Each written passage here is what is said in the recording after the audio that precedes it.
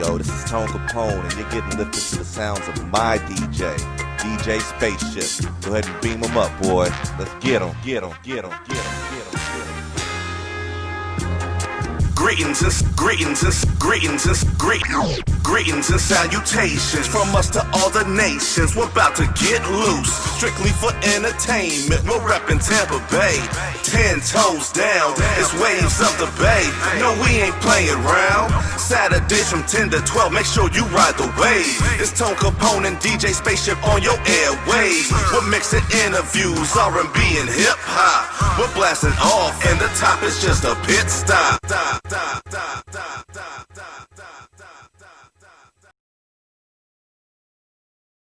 This is WMNF 88.5 FM in Tampa Bay, in Tampa, Florida.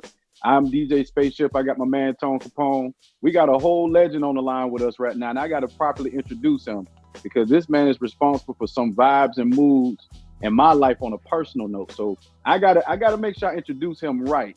1/4 of the legendary group Goodie Mob, 5 group albums, 1 solo album, 2 collaborative albums, 1 with my kinfolk Ali, other with my man Daz Dillinger. First Dungeon Family, first generation. Worked alongside Jagged Edge, Jermaine Dupri, Lil Jon, Nelly, Outkast, RZA, Devin the Dude. I can name all day. I could keep going on and on and on. Ladies and gentlemen, make some noise for the one and only Big Gipp. What's going on, King? Listen, man, it's an honor. It's an honor to be doing this interview with you. Like I said, you've been a part of some music that's like near and dear and personal to my heart. Got me through some times coming up as a youngin' down in the South. So I'm right there with you, man. Like I just want to tell you from the beginning, from the bottom of my heart, thank you for creating the vibes that you created back then and that you still laying down to this day. Oh man, thank y'all. Thank y'all so much, man. I appreciate that. I appreciate that a lot, man. That's all I ever wanted. You know what I mean? All I ever wanted, man, was to represent the Southern lifestyle, the Southern upbringing, and everything that our grandmamas taught us, man. You know, like that's all I ever wanted to put into our music, because I felt like if we didn't put how we grew up and how we do it in the South in the music, I don't think it ever would have been respected. You know, I just really just feel like if we didn't build that bridge with us and our folk and just like the people that just listen to us, I think that's why people tell me all the time, they were like, Gipp, man, you know, we lived off some of the stuff you said. And it's like, as a kid then during that time, you know, people used to always ask us, why y'all be rapping like some grown men? Why y'all, that's the way we were taught. You know what I mean? Going through.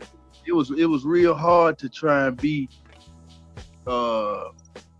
try to be the club guy when that ain't what we were doing back then. You know what I mean? Right. It's just so different. We was Right. aware what the Dirty South was in our own way. We was aware that it was different. And when I used to go places, man, I would understand that it was different. So I just appreciate our grandmothers and our fathers and mothers that taught us morals, beliefs, faith, and just having belief in self. Because, you know, when I went other places, man, it was different. Like LA, that environment different, how they came up. Right. When I went to New York, that environment was different. And I just felt like coming up from how we came up in life, I think we got the best experience of life out of anybody in the United States. Right. Now, I'm glad that you touched up on that, because a lot of people, you know, they make songs. I call songs that are here today and going tomorrow microwave music, but I listen to it all. You've been a part of some some songs some timeless music, I should say. Major, influential. Two of the songs that I want to throw out there and just I want to know where you were at when you were a part of these 2 songs.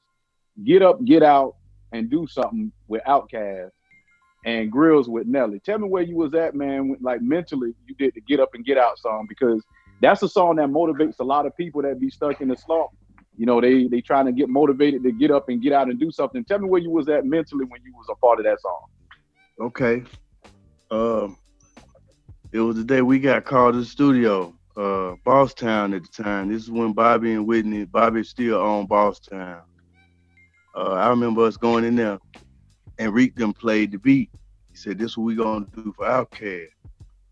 So what happened was CeeLo went in the booth. CeeLo did 2 verses. And then it was like after it was over, the one that he chose to record, Reek was like, nah, not that one, the other one. Right.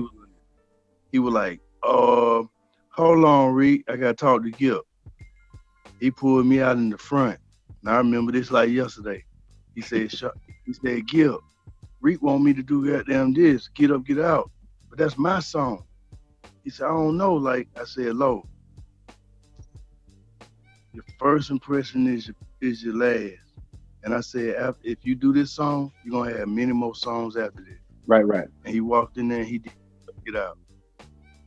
That was the first time I heard it. I never even heard the verse. Oh man. See, what people don't understand, that at the dungeon we couldn't record. So doing that whole album, we never heard each other rhymes. Man. We only would sit in the dungeon and listen to the beat. You know what I mean? And the beat, Reek would just play beats and just leave the beat on for weeks. You know what I mean? Every time we come back to the dungeon, that same beat playing. You know what I mean? Right. So we never heard each other rap. We couldn't record in the dungeon. So the first time we all heard each other on actual tape is when the album came out. Oh man. We experienced the album just like a fan at that time. Because that had to be a whole nother level of excitement right there, man. Yeah, it was just, I remember the day, like we walked into the studio and we was like, yo, the Outkast album done. And all of us sat in there, even Peaches, and everybody who was on the album sat in there and heard the album all together at one time. And it was like, wow. You know what I mean? So back then it was the magic of it all, because it wasn't no taking music home. It wasn't no copies. You know, the studio was so corporate that, you know, you was in and out. You went in, did your thing, you got out of there. You know what I mean? So it just to hear Get Up, Get Out after it was done, it was magical. It was magical because it meant that's what we was living through at the time. Like at the time that record came out, right before that record came out, Gip was working in a warehouse in hair school and selling drugs. So wait, you say hair school? What you was cutting hair? No, I was doing hair, man. You call me shampoo, man. I like girls, man. Hey, man. There ain't nothing wrong with that, man. Because I had read somewhere that that CeeLo, I think he used to dance or something like that back when, you know, y'all used to have to dance and stuff like that. Yeah, before like he really started. Atlanta was different than a lot of cities. See, this is what I try and tell people all the time. Man, we've been seeing black billionaires and black millionaires our whole life. You gotta remember the Bonner Brothers convention.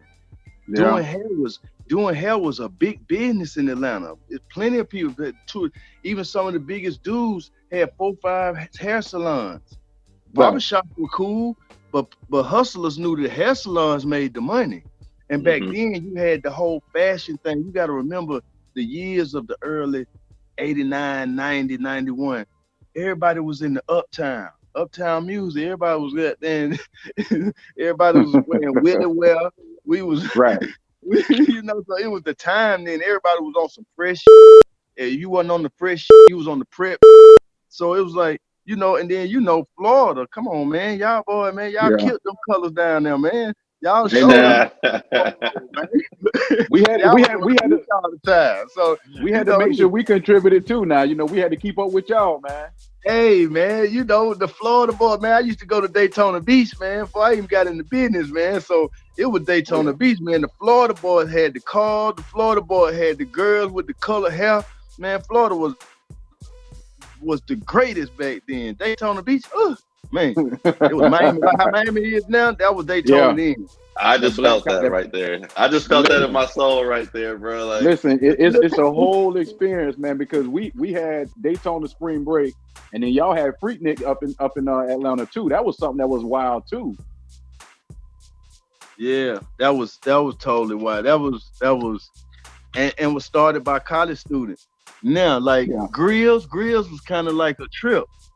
Cause we had already, I went over to Nelly them. We dropped Sweatsuit, sold 8 million records. I went on a world tour with them. We dropped the Dirty NT label record that went gold.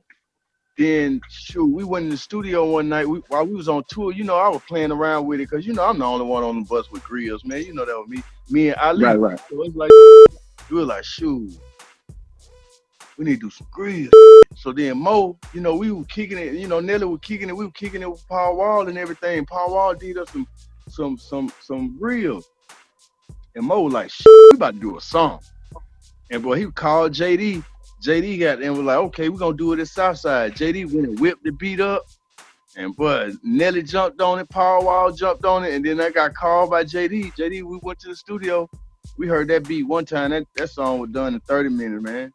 Mm-hmm. One take. Me and Lisa ate that. We ate that shit. And then it was like that shit went 7 million, and we went number 1. So you can put that on right now. The thing's still jamming, dog. And let me tell you something. That record is so special because people don't know that record is the record that put me in the same room with CeeLo after 5 years. That record went number 1. CeeLo went number 1 with Crazy. And we went to the BMI Awards in New York. And that was the first time we saw each other in 5 years. Now that 5-year hiatus that you're speaking about, because Goodie, y'all got 5 group albums, in which one of the albums I listened to it, but I kind of took it personal, and I figured I would dig deeper to find out what was going on with the group at the time. But One Monkey Don't Stop No Show, I know it was like a breakdown of communication somewhere, but I'm happy to see that y'all got that thing back together. You know, he came out with his songs Blockapella, and you know the album came out, so it kind of hurt my heart a little bit when that happened. But I understand when brothers, you know, going through their thing, you got to let them work that thing out. You don't get involved with that. And I knew it wasn't going to go to no kind of like gunplay or nothing like that, but I'm happy y'all worked that thing out, man, because my feelings was a little bit hurt over that myself. Yeah, but see, this the whole thing. You got to look at everything that was going on at the time. Okay. You know what I mean? Outkast coming off of Criminal. We coming off World Party. The music game changed. 98, 99, going into the 2000s. The music game started changing. It was Master P, Cash Money. Yeah. Eminem. What happened was, you know, Outkast was really, really growing, man. And one thing that Low was saying that he really wanted to go, he was like, Gip, while we was recording World Party, Low was like, Gip, if this one don't really go platinum real fast, like I want to go sing, bro. I want to go sing. And I knew this. The other guys didn't. Because me and Low bunked together. So me and Low was always together more than Joe and T together, me and Low together. So right. He told me, like, you know, like, Gippy, I want to go sing. And see, doing that, reason why, Lauryn Hill called Low. She said, Low, I want you to go and do this album with me. The Montana album. Remember the Montana, what's the name? Yeah, Play the Guitar. The older cat. Carlos Santana? Carlos Santana. That album. Okay. That album there, y'all remember that album blew through the fucking roof. I think it was called Supernatural, I think is what it was called. Yeah. And understand, remember that it's an older artist at the time, been around, but happens to put this great album together with this girl that just came off this Fugees album. She calls Low to do this record. Low first check off that record was like almost $500,000. Tone, I think we're in the wrong industry, man. Like we got. Bro, I be telling you, man. I'm telling you, dog. The writing credits and all that. You gotta remember that record sold 15 million records, and it was a worldwide smash. That was the first time Low got the attention of being a singer.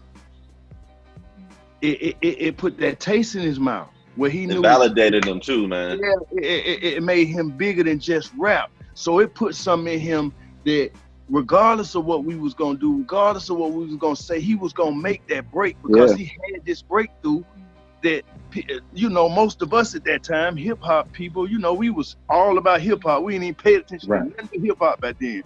But I'm next to Outkast that's selling millions of records and doing things that other rappers wouldn't do. And then my little brother just got called in by Lauren to do a record, and this sells 15 million. What can I say?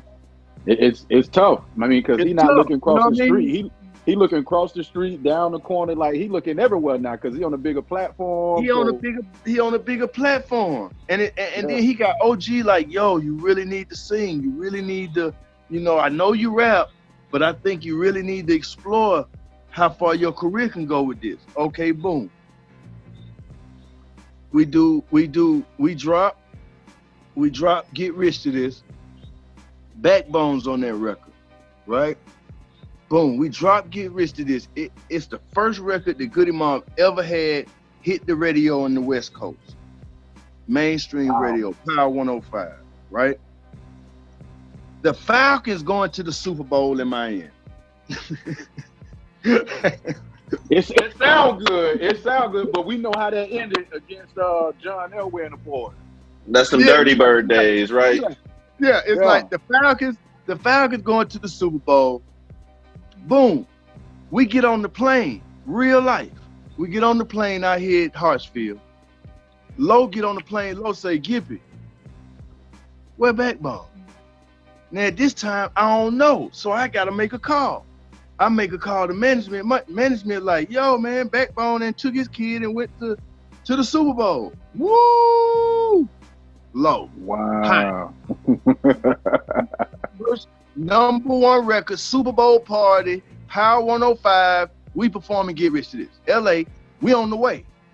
Record already sold 800,000 records. Right? Low sees that. Boom. Walks off the plane. Gippy, I'm done. Damn. I'm done. Come on, Backbone. I'm done. You know what I mean? Yeah. And you got to remember now, this is everybody sitting on paper now. This is, you know, third album, wives, kids, you know. Eating good. Everybody eating good, right? Everybody kind of got their little thing. They got their, you know, instead of us being crews, it's crews. You know what I mean? It's the hanger-oners, it's the people in the ears, it's all that, you know? Right. Boom. We got, soon as we don't do this, right, we already booked for a tour the next week. He was like, I might come. I might not, but I might come. I was like, all right, I'm gonna get the fellas on up here to where we was going, North Carolina, Myrtle Beach. We're gonna start this tour.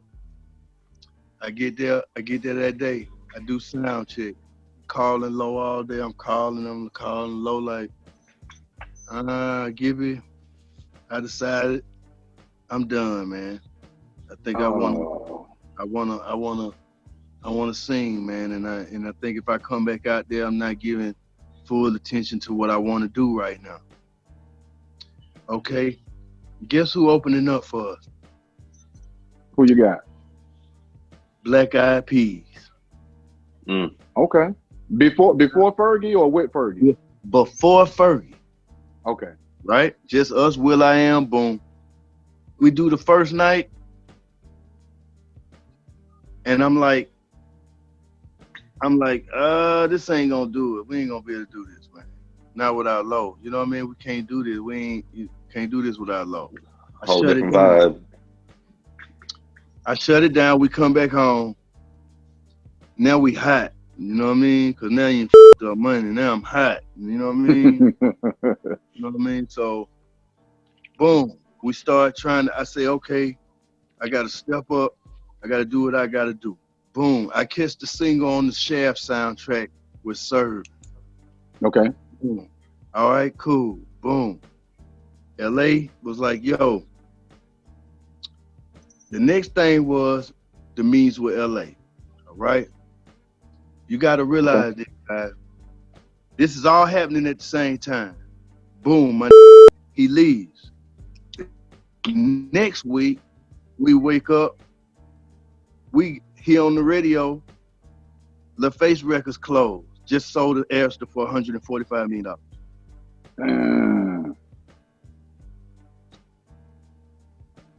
Just like that. We don't even get a second single. Dang, so that just and now when something like that happened, you got the climate going on. My whole pipeline, everybody, all the roads, all the relationships, everything that I built is disappeared. Gone overnight. Overnight. Oh, so you got the label got sold. You got the storm going on with the group, and now they just put Gipp back at a standstill. Boom. So then, now it was like I get a call from LA. Boom, I'ma sign you and CeeLo the Airster. My first thing was like, what about my? Right. What about Joe and T, my? Like, it is. I take the deal. I get the money. But then once I go to New York and I sit down with LA, he like, Gipp. And he get mad at me when I say it, I don't care. He like, yo, won't you make some music like Ludacris? And I'm like,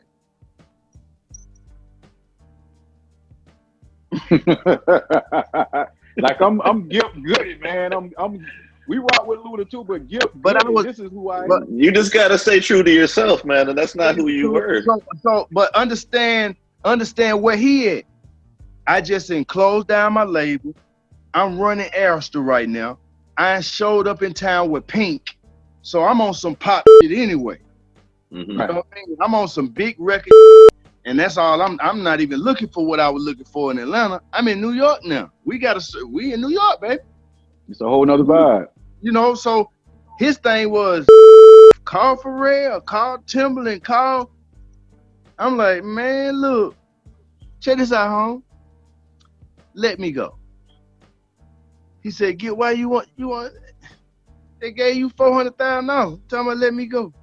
I said, yep, because if I do this album, LA, my group will never be together again.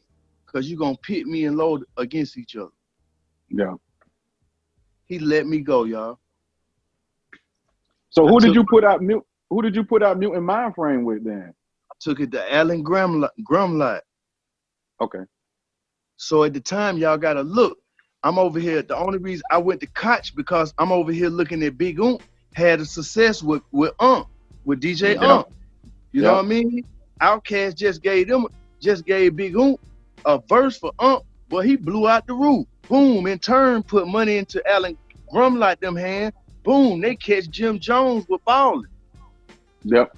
Boom, it's a roll. Boom, now they got Gippy. Boom, I hit him with Stepping Out. I had the 3,000 record. I was the only one in the game with a 3,000 record that he produced and he was on. Boogeyman. But dude wouldn't do it. He wouldn't do it because you gotta look, I'm coming from a major. I'm a certain money, certain shit gotta go with playing with 3,000. Right. At that time, he wouldn't give me the money. So I said, F it, I gotta go with goddamn Feel Good. I went with Stepping Out. Stepping Out still was a crossover for the song. It still did great. I did 100,000, but remember now, this is 100,000 independent before people thought it was cool. Right. You know what I mean? Like we Right. were jumping out on this major, and then this is when the independent started popping. The Yin Yang Twin, the Lil Jon, them over there. What's his name? The little Mexican dude from Miami. Pitbull. Pitbull jump. You know what I mean? Like that started popping. So then it was like, damn, we had to do a Goodie Mob out. We had to do a Goodie Mob out, right? Start working on the Goodie Mob album, even though Lo gone, Lo ain't really talking. Lo like, yo, Lo come out with Closet Freak. You know, Lo on a whole nother thing. Lo in New York, Lo doing Chappelle. You know what I mean? Lo doing Lo. So he's still on that next wave. Yeah, he went and got Timbaland, what LA told me to go do, you know what I mean? He went and got Timbaland, he did his first beat, and boom, Low was in the major market. Low was moving around. So Low was in the tri-state area, moving around from DC, New York a lot during that time. So boom, we working on the Goodie Mob album. Boom, man, Joe leave the studio. Joe had an accident, I mean. Oh yeah, I remember that. You know what I mean? Joe had an accident. So then Joe, like, I'm the first we get to the hospital, Joe leg cut off, man. That man watched his leg get cut off. They had to cut his leg off while he watched it to get him out the car. You know what I mean? So that shit go on, boom. And then I finally like, yo, man, I gotta call Low, even though we ain't talking. That's what people don't understand. We were talking the whole time, because this happened to Joe. This is what brought us back together in a room after we had partied. Joe. So, boom, somebody called Low. We get to the thing. Low happened to be in town. Low show up at the hospital. Like, look, my mad at nobody. I just got to do this. I know this shit crazy, but I got to do this, Gippy. Cool. We got to worry about Joe right now. I'm good. Right. Boom. All right, Joe come too. Joe, man, we can't do no album. Yeah, we got to do the album, man. Got to finish the album. Can't even walk. Like, you don't need that. We got to do the album. One monkey don't stop no show. See, what people don't understand, one monkey don't stop no show. Some grandmama and Big Mama used to say.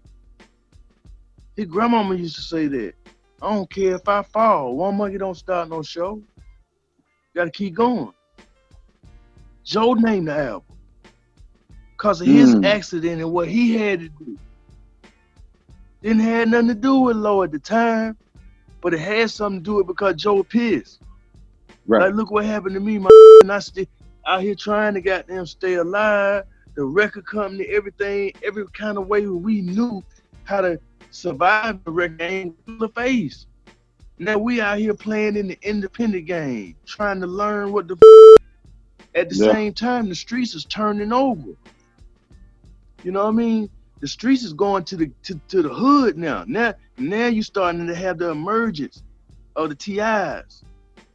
Here comes the street, which was T.I. was always with us because KP found T.I. I'm in T.I. first video. So T.I. was when I was recording I'm Serving for Shaft, he was in the next door doing info. He was doing that in that door. So for me, I always knew Shawty was gonna win. I always knew Shawty was gonna bust. I always knew Shawty was gonna be what he was gonna be, because Shawty had an attitude back then. Did you know, back in the South, man, light skinned had a real attitude back then, man. They knew they were pretty. Hey, man. It's still the same right now. It's still the same right now, bro. He don't like it. Light skinned that know what's happening, man. And he was one of them, man. Shawty, he used to come around us. Shawty name is 17, 18 in the all linen suit with the F41s on with the gazelle. Man, come on, man. We was like, Shawty Fred. Yeah. He understand. So we knew he was gonna win. But then when it was time to shoot the actual cover for the actual album of One Monkey Don't Stop No Show, everybody took the monkeys represent CeeLo. So I kind of took it that way too. I took it that way too. We understand it. We was mad a little bit and a little bit. Joe named the album and we did that. We was mad a little bit. You know what I mean? And you go on his album, he did something. He had a record, you know what I mean?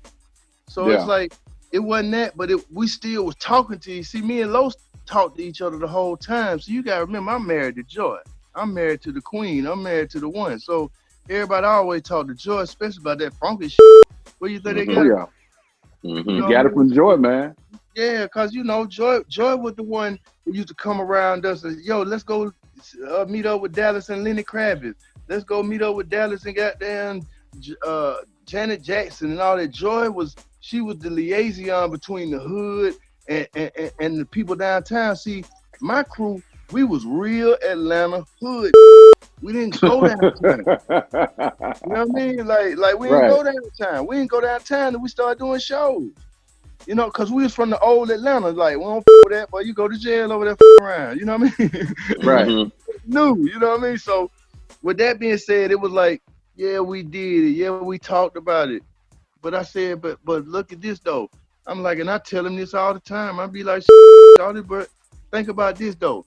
If you ain't leave the group and goddamn, you was still in the group, wouldn't the One Monkey Don't Start No Show been a perfect Goodie Mob record? It still would have been a perfect title. Yeah. So it's just, it was just about the narrative of it. And yeah, it was, I'm dealing with two different things, man. I'm in the middle. I'm big bruh. So I'm dealing with little bruh wanting to go sing, and I'm dealing with big bruh. He just lost his leg. Yeah. Yeah. You know what I mean?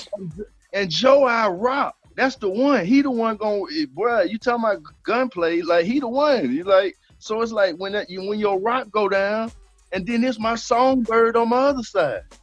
This Sprinkle in the fact that you had the label situation going on too. and the label situation, man. Like what I'm gonna do? How I'm gonna feed my? We did not do what Outkast did. Outkast did their whole first album. They did Per Diem and had a platinum album. But it's two of them. It's two of them, right? So yeah, they got through that first platinum album. And yeah, it made their album go platinum because y'all remember back during those times, that's when they first really started doing the radio shows. This was the emergence of the radio show. That's when hip hop started going mainstream for real. Yeah, that's when hip hop started going mainstream. Well, see, you got to look at me. I got 4 people in my group. I got a DJ, that's 5. I got a road manager, and I got a manager, man. I told them folks out top, I can't do no goddamn per diem. We won't eat, man. Y'all just be doing it just to be doing it. So boom, already we got a problem. The label got a problem with us. Goodie Mob, they hard to deal with. Wham, wham, wham. Hey man, you man. My first tour, all I want you to do is give me 2 buses and a live band. I ain't doing no per diem. They said, okay, we're gonna give it. Where y'all going? I said, we going on tour with the Roots and the Foods. That was our first tour. Yo. That was our first tour, man.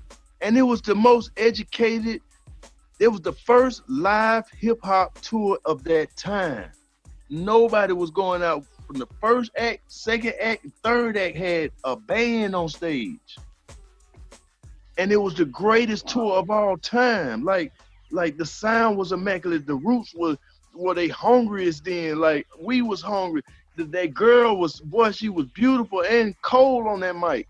It was a beautiful show, you know. And I just remember, we got to Virginia somewhere at this place called Steamboat, and I remember walking into the dressing room, and Wyclef sitting there playing on his guitar, and he said, "Man, the Fugees just went platinum now. Now the world." And from there, then. Boom, they dropped that goddamn, that one with her singing. Killing Me Softly. Man, by the half of that tour, by the time we got to the Midwest, man, that record was worldwide, man. Like, that was like, and you gotta understand being on tour with them at that time, and they reaching Bobby Brown numbers at doing what they labeled as neo, you know, African, you know, that kind of shit. And we was kind of like, we'll take that, but we all smart and this shit jamming. Like, they shit was so different then. It was just so different. Our shit was different. Root shit was different. And Bahamadia was the opening act. I remember Bahamadia. Dope. It was such an education, King, because it educated us on how to really be showmanship. See, we taught Outkast how to do shows. See, we were 5 years straight. We was the number one group on the stage. Couldn't nothing touch it. That's why I got so much gripe with the industry. Like, man, out of here, man. Out of here, man. Now let me take you back to a time, because y'all done been around for some legendary stuff. I want to take you back to, let's go back to that Source Awards. When Outkast won, I think it was Best New Group. And they were booing. You had the East Coast, West Coast thing. Back then, you had to really have talent to be, rapping and stuff back then. And Andre got up there and said, all I know is the South got something to say. Tell me what how thick the tension was in that room, accepting that award, and the South not being respected by all, the East Coast and the West Coast. It was a group of us, and we just walked out on the prison yard. It was nothing. He's the only, you know what I mean? Like, you gotta understand. We sitting there in the crowd. My 3 or 6. The whole time before we even get up there, we on Tootsie Roll. We on the 69 Boys album. We in Florida, man. We on the Boom Farm. So we get hype with it. Yeah. We waiting to see Thrill. He about to do Tootsie Roll. Thrill do Tootsie Roll, man. Them folks just look at Thrill. Now we sitting up there like, wait a minute now. This is a pop record. Now this him, man. These boys, let me hear them jamming. So when they gave Thrill them that kind of shit, we were like, damn.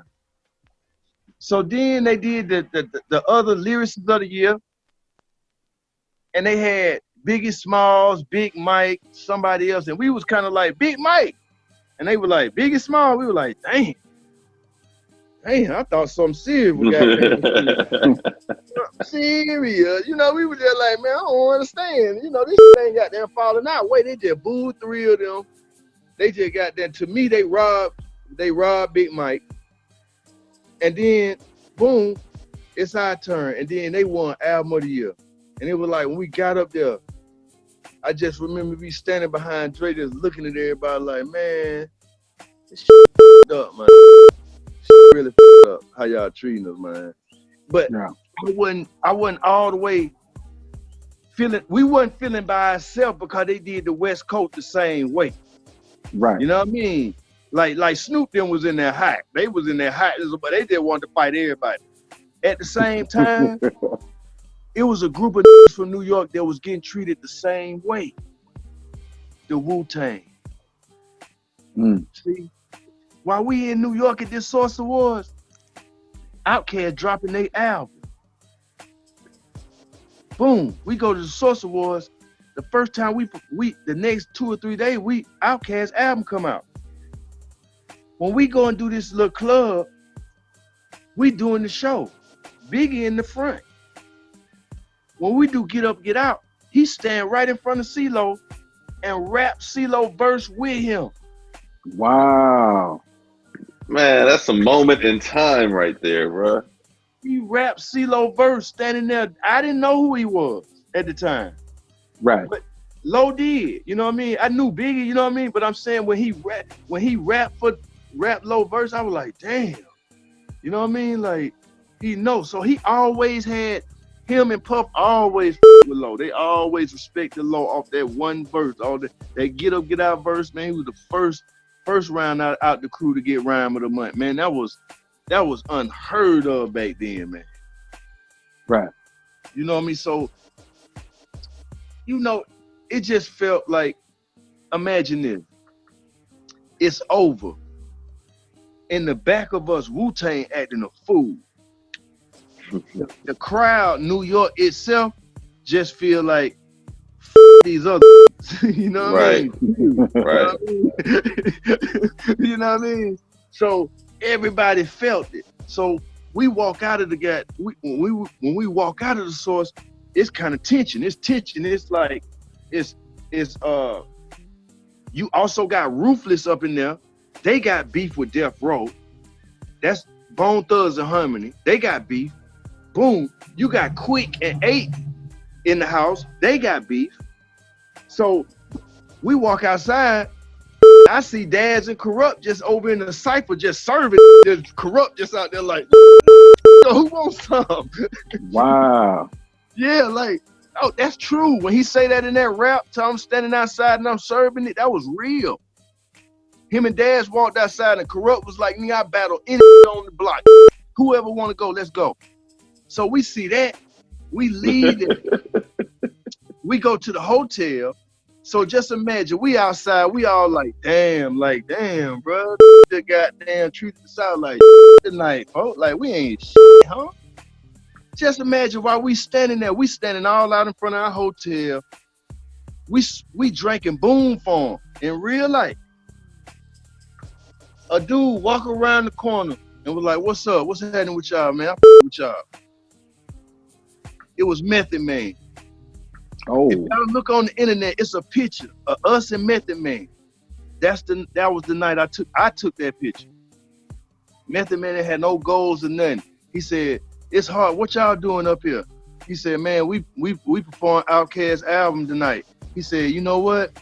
This the first time Wu-Tang performed Protect Your Neck in New York. Wow. And we was always cool from there on. They always felt like Wu-Tang got treated just like us in New York.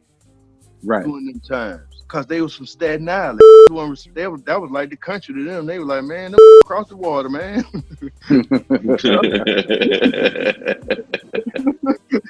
So, you know, New York was mean back then. It was just mean. And if it wasn't from the city, man, they rejected it. You know what I mean? But on the underground, the college radio stations, that's where we got the love. We was loved out in the city in New York, in the boroughs and like that. But you know, right. it was just a tough time. Then you had to be the best, man. They hadn't caught on to y'all. They hadn't caught on to y'all style at that time. They were still trying to figure out our dialect, King. They were still trying to figure out the dialect right there. They were still trying to. What y'all saying? Like, you know, catch that grammar. Yeah, we would say something and they'd be like, huh? Or what did they say? It was still them years. You know what I mean? So it was like I lived up there for 2 years and I was in Queens and I got that the entire time. Like, they'll tell you to say stuff, and you know, I used to get clowned a lot because, you know, it's not what they used to, but you know, us sitting here talking, I'm from the South, you from the South, my man's from the Midwest, it's all we understand. So it's like we compute and understand what one another saying without looking crazy like they would up there. Yeah, I think us, the thing that connects the South and the Midwest is Memphis. Yep. Memphis connects the goddamn because it's a whole bunch of people, Chicago, Ohio, a lot of them go to Memphis. St. Louis. You know, St. Louis, that was the first time I heard there and her, you know what I mean? I was like, damn, that's country, man. But that's country as hell, yeah. Slang on it, man. You know what I mean? So to me, Ali and Nelly them talk cool to me, but I would even be with them sometimes and I would see how Mo would goddamn, like Mo, when I say Mo, that's Nelly. I would see when we get in front of cameras, he would goddamn, you know, he could do that shit like CeeLo and goddamn put that vocabulary on. You'd be like, damn, that went to school, didn't it? But you know, I see Plies do that a lot. Like Plies act slum, but Plies smart as hell. You know what I mean? Yeah. So it's like we a Southern boy, we know it. Once we get around enough people, we got there. We clean it up, but. You know, our natural talking, our natural slang, our tongue just lazy, man. We ain't going nowhere fast. Right. What you I remember my mom used to get mad at me about that when I was growing up, man. For real. Yeah, but I don't know, bro. I don't know. It's been a crazy career, but it's been an exciting career, man. It's been exciting. Now, I heard a story one time, and I want to just get some clarity on this, but I heard at one point in time, Tupac was going to join Goodie Mob. How true was that? Like, is there any validity to that? Yeah, that's true. That's true, man. When Pac first got locked up, right before Pac got locked up, when he was doing the Me Against the World album, that when he moved his mama to Atlanta. And he was in Atlanta a lot because, you know, he used to with Left Eye. Yep. You know what I mean? You know, when she was going through all that shit with Rising, you know what I mean? That's when Tupac used to be in town a lot. So, you know, instantly, you know, like, you know, when they show that video of Tupac hanging out the Benz, throwing the goddamn, saying that was on Stewart Avenue. That was at Nikki. That was in Atlanta. That was in Atlanta, wasn't it? It was in Atlanta, man. That was me, Tupac, DOC, and Clay and Thug Life. I took him out that night. So it's like Pac always been with us, man. I remember this was so hard about Pac.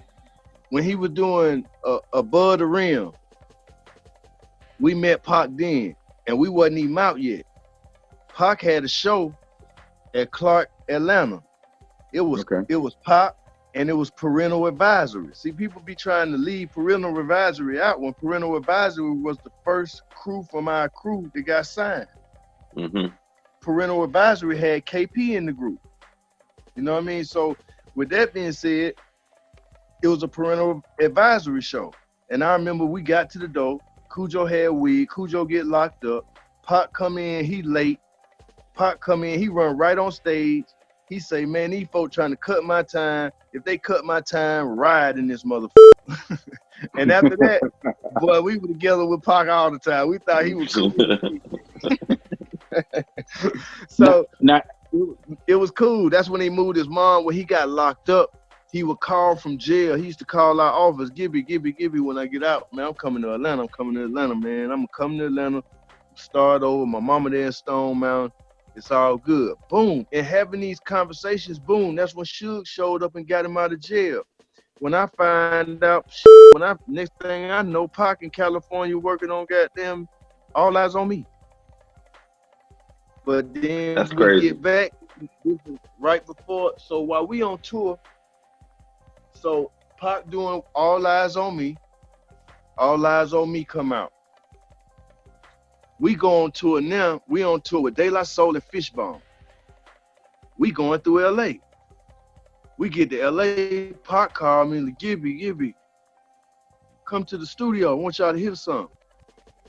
All right, we at the studio, we on the way. Boom, we get to the studio, we get to the Death Row studio now.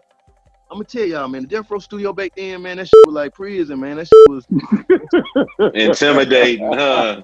Shit was gang bang. That shit was tighten up your belt to walk in that piece. Yeah, man, that shit was gang bang heaven, man. Like gang bang. so imagine Corrupt and Daz in this studio.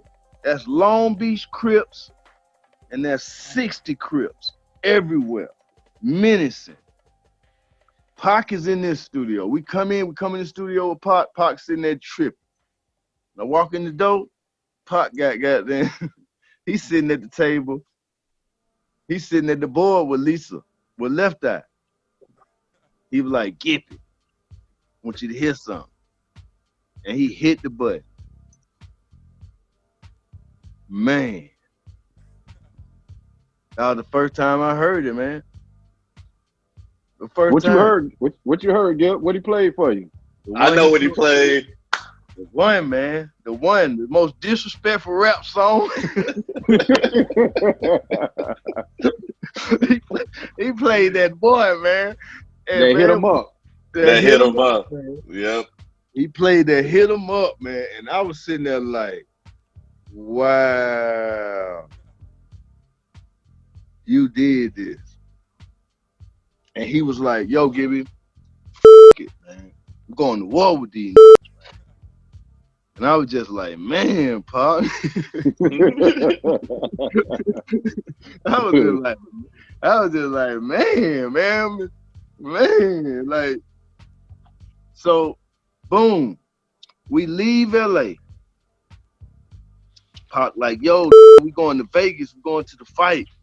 Y'all gonna be in town? We were like, nah, we got a show in Vegas, but I show the night before. Right. We come through Vegas, tour keep moving. Boom. We get to Atlanta, we on stage. Funkmaster Flex, we at a TLC party. Funkmaster Flex, DJ, he just stopped the record and said, Tupac just got shot in Vegas. Now we thinking like, damn, like, man, this him, man. Keep on getting shot. Superman, right. For real, man. You know, he keep on getting shot. And he ain't make it, man. Yeah. He didn't make it. And that was, you know, he didn't make it. Yeah, I remember when I went out to Vegas and everything, you know, they got like the memorial where everything went down and stuff like that. And you know, just looking on internet and stuff like that, hearing some of the people tell the stories about what was going on around that time, what happened, and you know what they feel prompted all of that to go down. I mean, could you just imagine what the game would be like if he was still around right now, like Pac still in the game right now? Man. I don't know, man. Pac, man. I think Pac, man. See, I always believed in this. What you put in the universe, you get back. You know? Right. And Pac always rapped about death, man. That's why the gang culture loved him so much, because, you know, to them, like, you know, that's the ultimate thing. You know, out in LA, you know, that's just a part of life. You know, it's been a part of life for their life since little kids. So Pac rapped that the way they lived it. You know what I mean? And I feel like Pac just you rapped enough, man. God brought you on home. Yeah. He put it out there enough in the atmosphere, and it turned his destiny in that direction. Yeah, man. Cause, you know, I was around him, man, turned up, man. Pop was turned up, man. He got out there, you know, he was fresh out there. Y'all gotta look, man. He went out but a year, he gone. He was out 12 months, man. He was out 12 months. He died damn near on the 12th month, bro. A year. And still putting out music, yo. And he still has a vault worth of music, yo. He was recording because, like, he did All Eyes on Me. When he let us hit him up, remember he was already working on the Thug Life. He was already letting us see his album that he had planned, the album that he planned that he was gonna drop once he got to Atlanta. See, in his mind, he did all the albums that he was supposed to. So he was feeling like, I got Machiavelli, I got this Gipp, and boom, I'm out. I'm going to goddamn Atlanta, and I'm starting my label. So in his mind, he already was like, I'm done with this. That's why he was recording so fast. They didn't know that he was going to do that much music that fast. They didn't know that. He recorded all the albums and all the money that he owed. Man, he never got paid from that. He didn't live long enough for the to flip back. He never got paid off nothing. All Eyes on Me, he didn't get paid off Machiavelli. He died. So with that being said, it's like, shit, just imagine this. The industry was so goddamn gangster then. Once Pac got killed, man, it was just like, you could just feel it in the air, man. Like, you could just feel it. Like, you know, we back and forth out of New Orleans, you know, the tension with New York, it was tension. It was all tension back then, and boom, like, we got to New York. I mean, we got to LA. Big dropped the album. It's already goddamn murmurs in the street with the gang. Like, boy. Ooh, time we about to get our re-up. Get back. You know? It was in the air, man. It was in the air. You know what I mean? So we just imagine this. It was like, okay, boom. Outkast just went platinum. They doing the platinum party for Outkast. Biggie just came out, give the new shit. So boom, we get to the party. We go to the party, and I just remember walking around the corner and us seeing Biggie and Pac, just like in the movie. Goddamn Puffy was over there doing all this goddamn dance and goddamn just showing out. He was showing out on me. So it was like, I looked, and Big was kind of just sitting there. He was just sitting still with his glasses on, and he was on a cane. That's what don't remember that he had just had the accident. So his leg was broken. So he was walking on a cane. So we see Big. I turn around to Cujo, Timo, and Low. I said, hey, man, let's get up out of here. Cause see, I got cousin gang. I know the culture. I know the movements. I see the eyes, boom, boom. I'm like, nah. You know what's up? Yeah, I said, we got to get up out of here. They were like, damn, Gil, like, man, we just got here, cuz. Cause we drove ourselves. We in a little goddamn, a little two-door. In the two-door. We drove ourselves to the party. No bodyguards, no nothing. So, boom, party started letting out. Nate Dogg get into it with some. It start cracking off.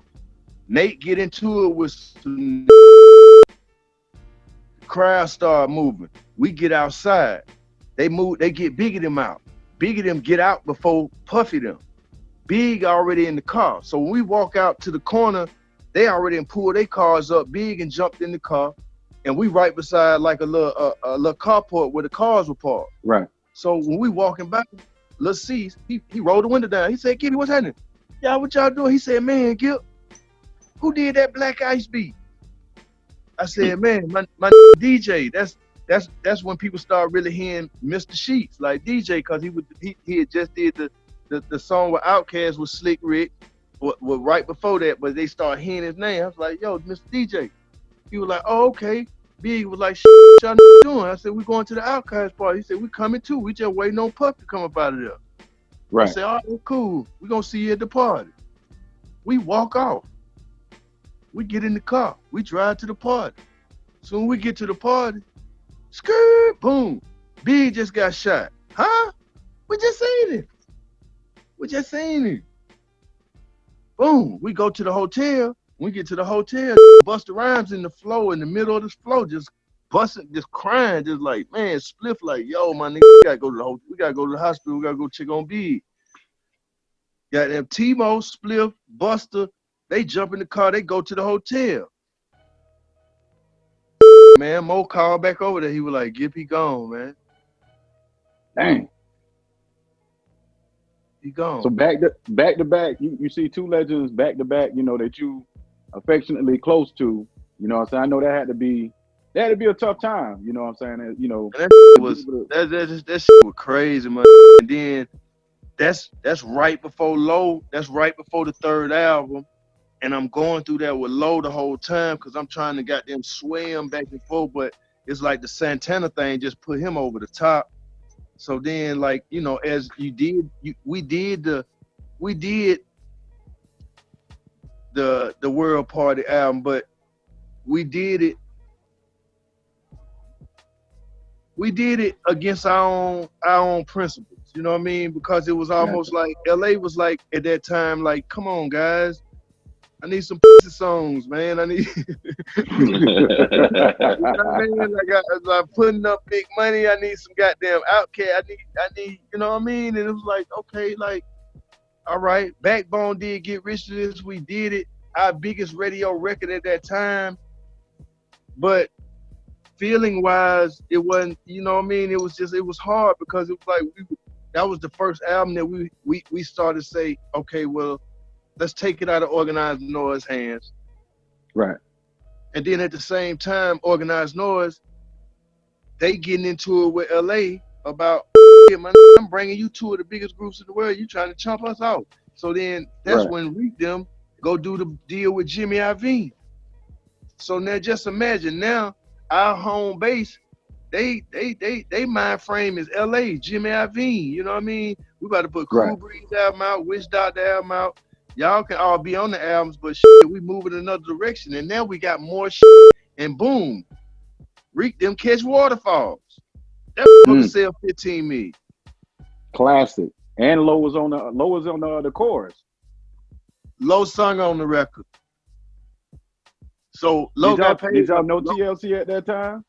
We grew up with TLC. Okay. Yeah, I grew up like T-Bar. She from East Point. She from up the street. She stayed across the street from Rico. Rico in the project. She was in the house down the street. I'm in the house down the street. We grew up together. Me and Chili, we went to high school together at Mays. We was in the same English class. I was in 11th, she was in 12th. Gotcha. So I've always, you know, Rosunda, Chili been the bad. She been the bad since high school. You know what I mean? Like, well, I bet. Still got it. Yeah, T-Bar's always been the bad Mary J. Blige, light skin around the corner. You know, everybody wanted T-Bar, man. Like that was with the deep voice back then. Woo, you sexy. So it's like, and then Lisa was just cold, man. Like Lisa was the girl Tupac. That's what people don't understand, man. Lisa was the girl Tupac. She was the one. She was the one that everything revolved around in TLC. She was the flavor. T-Boz was that East Point, Atlanta, but Left Eye, she came from Philly. She had that other shit. You know what I mean? That was her coming up with all them outfits and all that shit they used to wear. That was Left Eye. Right. So it was like just during that time and just all that going on, it was really hard to try and buckle down to get back to the message because the game was changing, man. Like, I mean, the game went from we talking about this to now we talking about Eminem being the greatest rapper. I mean, I give him his props. You know, Eminem, he do his thing, but I don't know about the greatest of all time. I wasn't even tripping about it. I was just saying that I ain't never heard nobody in the South in the Eminem rap. I wasn't mad about it. I understood it, but I never heard nobody ride around with an Eminem rapper in the South, man. You know what I mean? Right. So it never impacted me like that. But he was the huge thing on the West Coast, and you got the emergence of 50 Cent was just incredible. Like it was incredible. Like I went to a club in New York, and they played that record, and I heard that record in New York, and I saw the response from the crowd, and I was like, it's a rap. You know? You know what I mean? So you just got to look at all the things. Okay, so imagine this. After that happened, we in town, boom, that happened. Pop get killed, boom. I go to New York. I'm in New York, trying to we getting that off the ground. My Soldier Slim hit me. Gibby, I'm in New York. Let's kick it. Soldier Slim, we run around New York all night. We tripping. We making fun of because they ain't playing South records and like that. Right. Like when I get back home, we gonna do something once I get back to goddamn Knife Award. I said, okay, boom. I get back home and call me and say, man, they just murdered Soldier Slim on their mama porch, man. Yeah, that was a tough one in here too, because you know he was respected down there, but New Orleans, that's a whole different world, like a whole different animal. Like you got the East Coast, you got the West, you got the South, but then you got New Orleans. You know what I'm saying? Yeah, man. Like it's gutter down there. Like he was one of the ones, man. He was one of the ones. You know, he started all that face tattoo, all that Wayne did. He started all that, man. He did, you know, like, he get killed. Pimp moved him up Atlanta.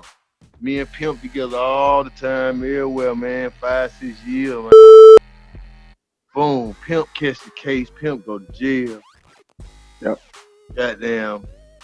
I'm like, damn. You know, me and Bun, you know, we like brothers. So Bun was like, God damn, Gip. So, whole time Pimp was locked up, Bun came to Atlanta, stayed in Atlanta. Like, man, I can't even deal with Texas. You know what I mean? Like, Pimp gone, like, man. So, Bun stay up here, Pimp go back, Pimp in jail. Boom. One morning, Pimp called me. Hey, Gibby, I'm out in the morning. Meet me in Houston. I get on the plane. Man, I go down there, man. Pimp jump out of jail. Pimp goddamn spent $250,000 the first week, man. We go to the mall, we go $100,000 worth of jewelry. We go to the Bentley spot, by the red Bentley off the showroom floor, like he home, man. It's the South Tupac. He back. Man. A lot of people don't realize that. A lot of people don't realize that Pimp C was the one that brought out Lil Boosie and Lil Webby. Like, man, the first time I ever met him. First time I ever met him, man. That man had a house out here in Alpharetta. Man called me one night and said, man, come over here, man. I'm going to start me a label. I said, what? He said, I'm going to start a label, Trill Entertainment, man. I said, all right. I got over there, man. And he said, man, I want you to meet somebody, man. I want you to meet some shawties of mine. I said, okay. Goddamn walked around the corner. It was Lil Boosie and Webby. And I was like, damn. Pimp was real excited about that. Pimp was like, yo, Gibby, I'm going to move the motherfucker. I'm gonna move to LA with you. And you know, I was like, damn, okay. Cause I'm on the road with Ali during that time. I'm on the road with Bone Thugs and Harmony, Kinfolk, and Dub C. We in Denver. Pimp called me and say, yo, man, I'm going, I just got to LA. Well, I'm about to go call Too Short. About to get out for the night. See you in the morning. Man, phone ring in the morning. I see the number. I pulled off. I'm like, damn, why Bunny calling me? Bunny, what's up? Yeah. Man, they just found Pimp, man. I'm like, God damn. Man. Hey, man. So, I'm going to tell y'all, man, like, the journey, man, it's been one hell of an emotional place. But it's been fun. It's, you know, seeing all my friends, bro. I was the first one to introduce Pimp to goddamn Nelly them, man. Nelly them, you know, the St. Louis, man, Pimp was everything, man. Like, Yeah. I brought Pimp to the studio in LA, man. I just remember, you know how big Nelly was at the time, bro. Like, bro, they just loved him, bro. He brought him a UGK t-shirt. And I remember him just sitting there talking. You know, he had that tape. He was swinging and doing his thing.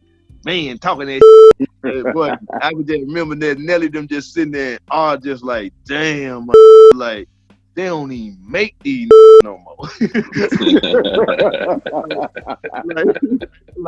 like Gippy, they don't even make like this no more. And I'm just like, my man, gone, man. Gone, man. Like, so that's it's been one of the most exciting, but I wish I could have some of my friends back, man. Big I did my first tours with Biggie and Craig Mack. Like, I had a real relationship with Craig Mack, man. You know what I mean? Like, you know, when we first went on our tours, Outkast, Craig Mack, and Biggie. You know what I mean? And Goodie Mob. All we had was our 1-2, I love Get Up, Get Out verse, and they did Call It a While, you know what I mean? But like, to me, Craig Mack was the to me. Like, I loved his verse. Can I get down, get on down? I love that, bro. I used to really be into Craig Mack, man. Like, to me, Buster got a lot off him. You know what I mean? And just the excitement of that time, man. It was just, you gotta understand, man. That Suge, that Death Row, man. That to live that time, man, it was terrifying, but it was so exciting, man. To see Pac them come down the street with 5 Rolls Royces lined up with all kind of Crips and Bloods, and like, that was just crazy, man, during that time, man. It take me to the Soul Train Award, man. They like, yo, Goodie gonna present tonight. Okay, cool, boom. We sitting there. Goddamn, we go back in the back. We about to come out. We go out. We present the award. So boom, we go to commercial. So just imagine standing up there on the stage. We tripping. We about to walk off the stage, and everybody kind of like, okay, commercial time. Everybody start getting up, trying to go get something to eat or go to the bathroom. And just imagine the doors being closed to a theater, and all of a sudden the doors just pop open. Boom! And it's motherfucking Tupac, Suge Knight, Corrupt, Daz, and 1,000 Crips and Bloods. So just imagine us like, yo. So we like, yo, Pac tripping. We walk to the back.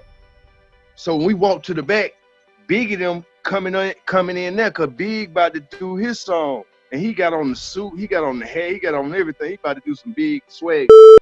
Right. So he in the other. So just imagine while we standing right here, Don Cornelius walk up to us, say, good job, guys, good job. And we tripping because we like, damn, cuz, man. It can cuz see, cause his eyes just everywhere. Like, we tripping like that. Like so while we tripping, we hear Pac coming. So we turn around and we say, Pac, what's up? And Pac look past us and say, what's up, old? And then we turn around, we see Big them standing there. And we like, yo, man, we was in between that whole thing. We was That's standing crazy, in man. between, we was standing in between Pac them and Biggie and Puff and Bad Boy. And that's what I can say, man. Like back then, it was so wild because hip hop was taking over as being the dominant force in music. Like you were seeing less and less of singers, less and less R&B groups. It wasn't no more nowhere else. Only R&B groups that were left in the world was goddamn in Atlanta. Outside of Atlanta, it wasn't too many groups back then. You know what I mean? 112 now. You know what I mean? So it was like the emergence of rap becoming the dominant force, and all of us starting to taste another lifestyle. You know, Puffy been with us since the beginning. Like people like Puff was the director of Players Ball. I've been seeing Puff Daddy since he was Puff Daddy. You know what I mean? So it's like to watch what Puff them was doing, to watch what Suge them did. Like just imagine you being on something like a LaFace, and then you start going to radio stations that you know were major, but you just always seeing this Death Row tile. Like, and you gotta understand, like Death Row came in and they kind of bullied their way in, but they bullied their way in with their paper, Dr. Dre, and good ass music. And you gotta understand, man, that was, bro, it was it was so much power, like back then. It was just so much power because Wu was 100 deep everywhere. We was 100 deep everywhere. Bad Boy was 100 deep. Death Row was 100, like, and it was like, bro, it was just so much money. And then you had the emergence of the Cash Monies, and here come Nelly. Like these, you gotta still people don't even understand that 2000 class was a hell of a class. The boys came in, Eminem did 10 mil, 50 did 10 mil, Nelly did 10 mil. And then did nobody else go 10 million to the cash drop? Love Below. Yeah. That was that. As a matter of fact, I think about it. I think Cass was the first and only rap group to go diamond on the album, still to this day. Yes, they're the only group ever do that. And then on top of that, Ali, you got to understand that they was right there at the top of hip hop becoming the dominant force and hip hop being accepted by the MTVs. Like we got banned off MTV. So for Goodie Mob to have the same sales as a Public Enemy. Think about it, man. Nation of Millions came out. That shit went platinum in a week. Yeah. Like to us back then, that was everything, man. That's what people don't understand about me. See, I'm way before the Outclass. See, I'm before LaFace. I had been out here with Yoda from Organized Noise in groups. I was in a group called Chain Gang when we was doing Outkast album. I was with a whole nother group. I was in a group with Cool Breeze, East Point Chain Gang. Yep. But people don't understand how I got into the music business. I got into the music business because once I moved off one side of the South Side to another into East Point, on the back street, it was this lady called Jean Carn. She had a song back in the 70s called Closer Than Close that went gold. She was classmates with Gladys Knight. They all went to the same high school. Gladys Knight, her, and Patti LaBelle used to stay together in Philadelphia when they was on Philadelphia International. So as a kid, when that record blew up, I met her son. When her son took me around there, I mean, one time he said, "Gip, come over to my house." I said, "Man, my mama, she going on tour, man. We're going to be able to play in a minute. My mama about to leave." I get over to his house, there's 5 older dudes playing basketball in their yard. That group was New Edition. They opened up for his mama they were opening up for a mama at a show that was doing down in the islands, where y'all know, like, you know, Al Heyman and all them been around here, man, you know.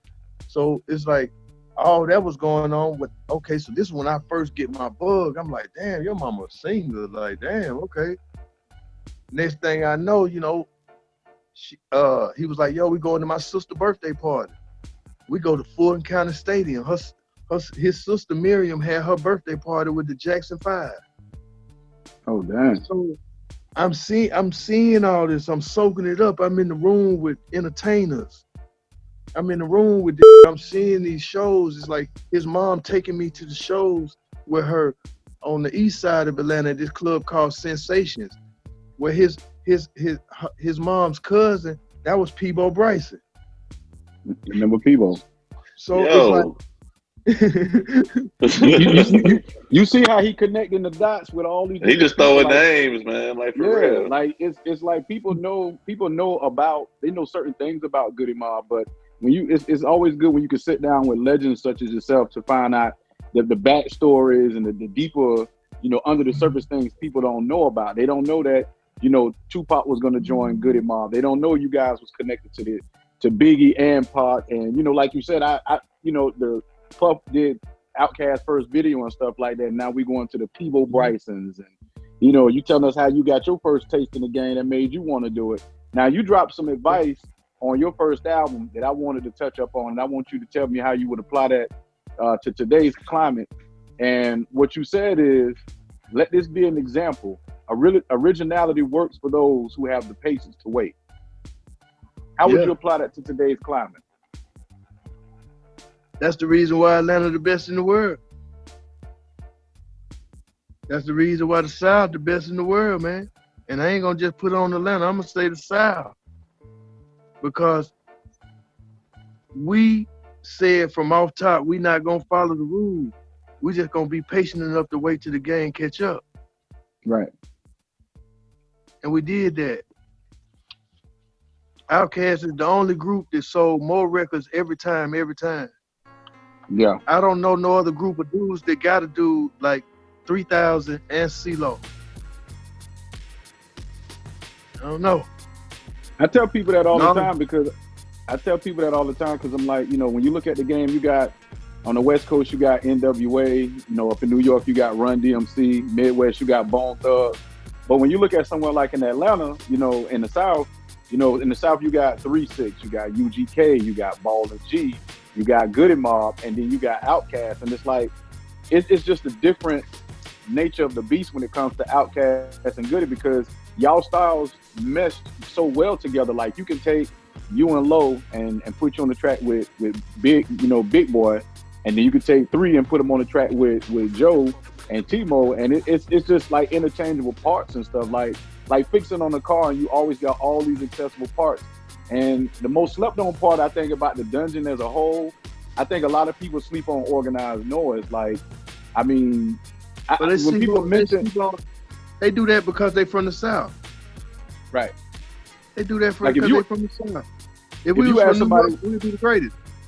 Yeah, if you ask somebody right now, name your top producing group, it's very rare you'll hear people say Organized Noise name come up on that. You know, you'll hear like your Pharrells, and you know, you hear like Puff Crew, you'll hear Dr. Dre Crew, but it's very rare that you'll hear like a Organized Noise get thrown out there, which is unfair in my opinion. All right, now I'll tell you what Organized Noise different than everybody you name. Ain't none of our music sample. All of it's original. True. That's major. That's major right there. All of it's original, man. Like, all of it. You know what I mean? You could let Dr. Dre, The Chronic, all that, man, that's George Clinton, man. Come on, man. You ain't fooling me. You just put some rap over top of George Clinton music. That's true. You know what I mean? So, you know, I feel you, you know what I mean? But again, you know why that is. If our music, if it was a person like a Jimmy Iovine or a Leo Corning standing beside us and they presented our music, it would be like Jay-Z music or Dr. Dre's music. But see, I can't deny that. Man that does it, like Luther Campbell, L.A. Reid, Jay Prince, and all them kind of people, they don't get the same credit because it didn't come from another culture. Now, I kind of And wanted it to got follow up presented on by a that one black right man. there. I want this Tone Kapone, by the way, man. That's a major point because I've been watching like the whole Versus series. You know what I'm saying, and like how they're just giving people a chance to actually pay attention to these groups that they may have not been familiar with. You know what I'm saying? So like when it comes to the Goodie Mob, like I think that would be a golden opportunity for people to reconnect with what you guys are about because what y'all were talking about back then is still relevant right now, man. So you know, with that being said, like if y'all. What we do it? If y'all were, who would you go against?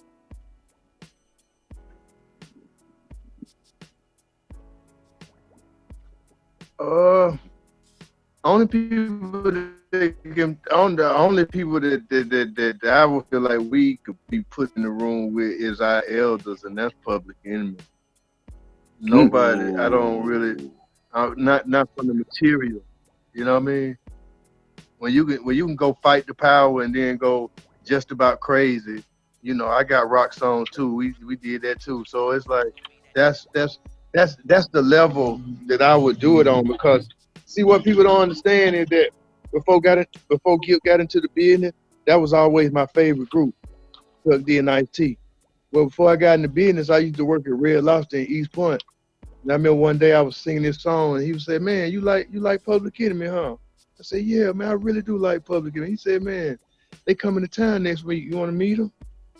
I'm like, "Yeah." He said, "Hey, man, my name Mike. Professor Griff, my little brother." He took me to the concert. That was the first night I got to see the Fresh Fest, man. I got to see LL Cool J. I got to see Rakim when he was on the goddamn on the pyramid spinning around in the chair and shit, like EPMD.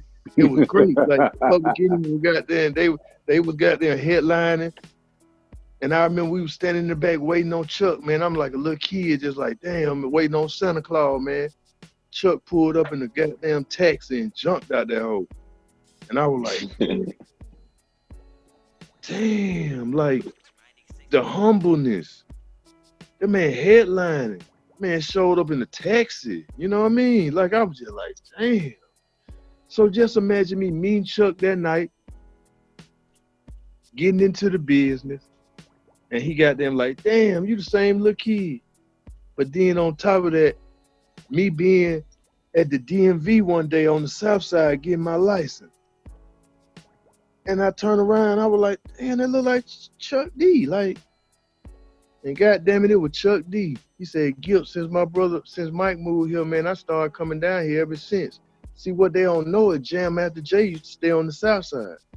He used to always be here all the time. Like, you see Jam Master Jay just in 20 grand somewhere. Like, what you doing in the hole in the wall? Like, right. Like, but he was like one of them. Jam Master Jay was just a street period. I'm just on some street like, that's it. I ain't with no bougie leather hats and ghetto. So we would always see Jam Master Jay. You know what I mean? So just in Atlanta alone, like as a kid, like I would go to Greenbrier, and I remember when Cameo blew up, and we started seeing this. We used to see Mr. Blackman just driving around in E Point in the Ferrari with the flat. And we'd be like, damn, he lived. He'd be like, yeah.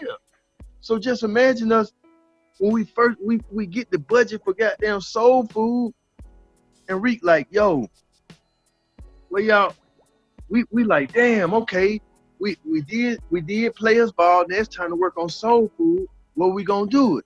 Reek was like, we gonna do it at Curtis Mayfield house, and we were kind of like, huh? Huh? He was like, yeah, Curtis Mayfield stay on Camden Road. I'm like, huh? It's like, wait a minute, man.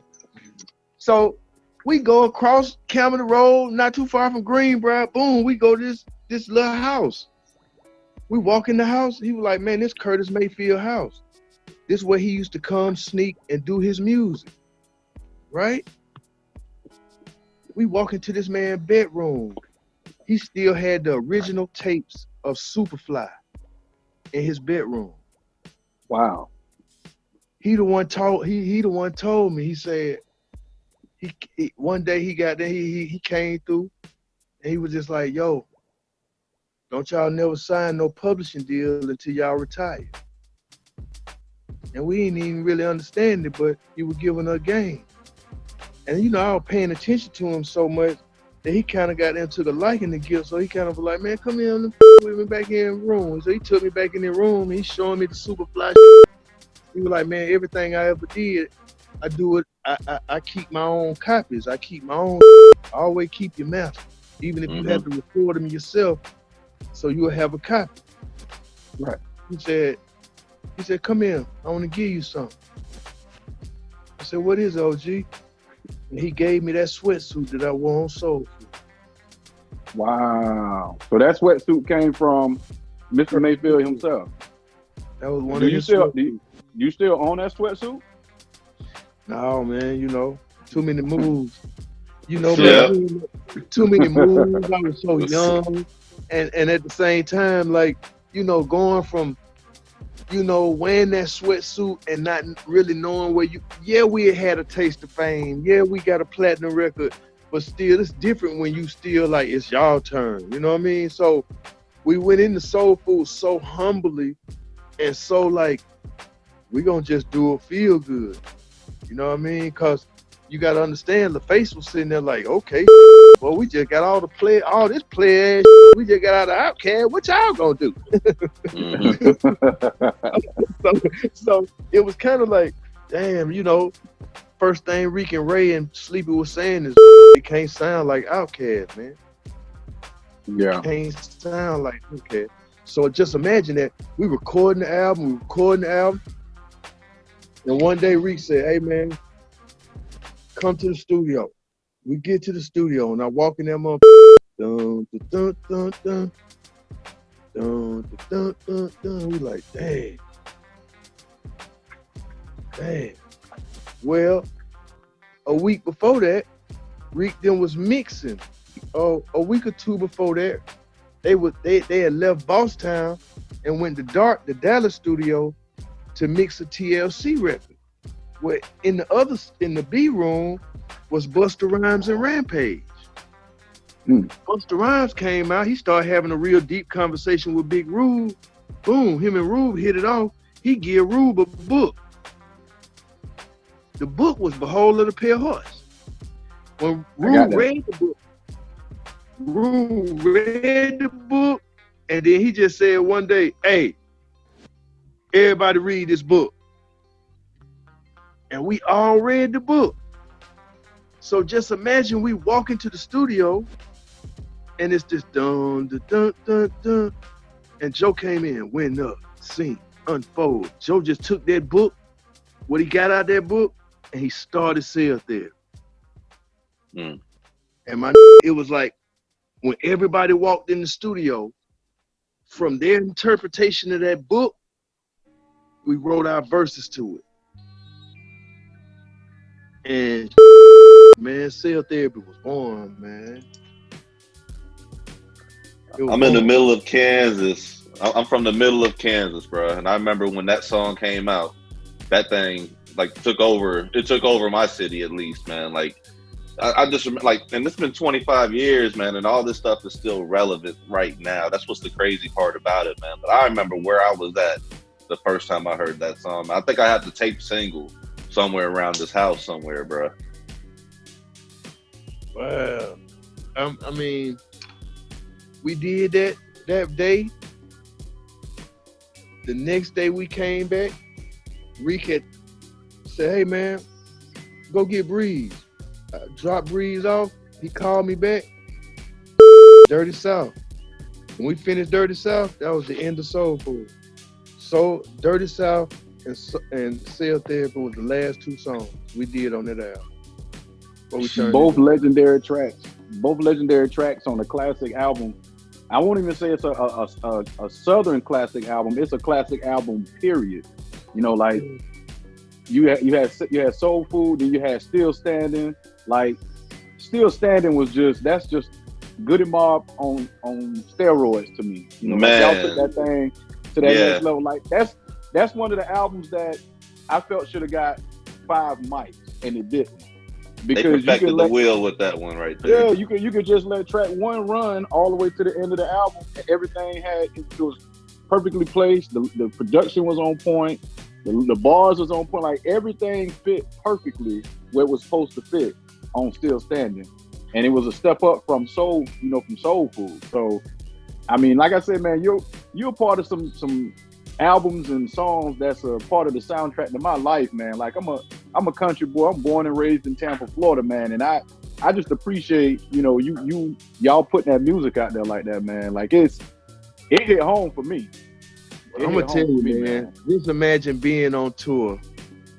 We was on tour. We in Miami, Florida, and I remember I had stopped smoking. We wasn't eating no beef. We was on our health then. You know what I mean?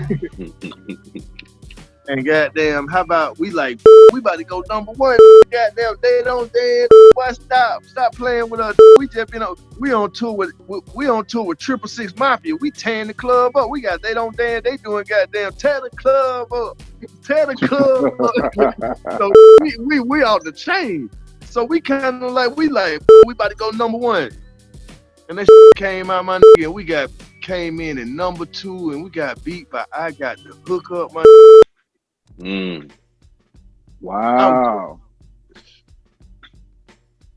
My I was just like, yo, man, we always get robbed, man. Like, we got robbed, man. I Got the Hook Up soundtrack. Holly, if you hear me, I love you people, goddamn. Man, I was sitting there like, man, I ain't mad, P. I love you, man. I swear to God, man. The South don't always be the South, but I just felt like at that time, man, we was representing us on a way more different kind of goddamn spectrum, my nigga. I just felt like I could hear what said. You know what I mean? Like, country, man. You know, that was New Orleans. That was when New Orleans first started merging. So New Orleans was going through what Atlanta went through at that time. Right. Not to take nothing away from P, but I was just like, man, subject matter, man. Come on, man. Going for the bullshit, man. Like that's how they gonna represent us. That's how they gonna look at us. But since we stepped off that stage at the store, it's like, you be able to call us country because we're going to be better than everything you do, from beats to rhymes. You ain't got nobody to sing. So we got a secret weapon don't nobody got. And to never, ever get awarded during them times of whooping for 5 years on the stage and always knowing that they got a problem with Goodie Mob, man. Don't care what we do. Kill it in fashion. We kill it in our rhymes. They never gave us nothing, man. Like, and we knew to them, we was some uppity South. Straight up. Cause they felt like, where y'all get some knowledge that we ain't know nothing about? So it was almost like a snub, like, we were the Killer Mike then. All 4 of you. Now you all on goddamn Team Summit talking that positive. We on some gangster, some dope dealing. Come on, man. That's what New York was on. They was on the purple tape. Baby Raekwon, they was on the purple tape then. So for them, New York was in the midst of that whole Nas, the Gambino, we all mobsters, and the West Coast was immersed in all the gangsters. You know what I mean?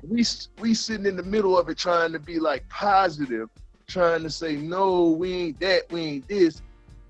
And the culture was like, nah. That's some of the frustrations that CeeLo felt. That's why 3000 can walk away and say, hey, man, they gonna always say them the best. So, man, well, I'm gonna go sit down. Just cause I go get a girl and did wham and couple of moves, he the best. Oh, okay. All right. You gotta understand. Yeah. And he was feeling like, think about this, man. Auto-tune was nowhere to be found before Love Below. True. that's what makes, when you do all that and do so much and the culture jump on it, and then, man, I seen my, we dropped Love Below, man. It was a $50 million tour worldwide, man. That man said, I don't want to go. I'm cool. I'm good. Wow. That was his way of getting back at the industry. That was his way of getting back at all the that snubbed us. Like, f you and your money. So do you think, and I know you talked to three, you know, y'all family. Do you think he'll ever give us something, man? Do you think he'll, cast something out there? I mean, you think Outkast ever give us a cast album? We came so close. And I don't tell y'all no lie, we came so close about a month ago, man. All of us was in the studio. All of us was right there, man. All of us in the studio. All of us agreed to do it out. And man, the next morning after we agreed to do the album, the got called to go do a TV show. So we ain't seen him since, man. 3,000? Yeah, he up in New York. He up in New York I think 3 want to come back, man. He want to, but he don't know, man. You just gotta understand, cause it's kind of strange with us because look at our family, man. Future was our baby. Yep. The emergence of Future, that got 3,000 sitting back like, whoa. I seen a quote that 3,000 said about Future. He said that Future makes the most negative motivational music you can ever find. And when it's like it's crazy when you think about it. It's like, and then you listen to Future music, because I like Future music, and I like his production too. Like, a lot of people be sleeping on Future production, but that production on point. It is. So, it is, and it's his shit. Like you gotta give. I'm gonna give you. I give you two. I would say, to me, it's 2 MVPs in Atlanta that people just gotta respect. You gotta respect Future. Future was in the Connect. Future was in in Rico's group of the Last of the Dungeon, the Last Babies. Future was in there. Future was Meathead. Yep. Future left there, started with Rocco. Boom. I was going to St. Louis. So just imagine me being on the road with Nelly, man. I'm on there with a 7, 10, 15 million records. I'm like, shit, bro. This boy got pop records. We doing goddamn rodeos in Texas and shit. So, I'm like, I ain't even seen Cash do some of this shit. Goddamn. This something else. But then he went to St. Louis. He came back home. And when he came back home, he said his name was Future. He went in the studio and he did that Dirty Sprite. Now, I'm going to tell you what's so great about that time. You got the emergence of Future. And then you got the goddamn emergence of 2 Chainz. He reinvented himself from Titty Boy to 2 Chainz.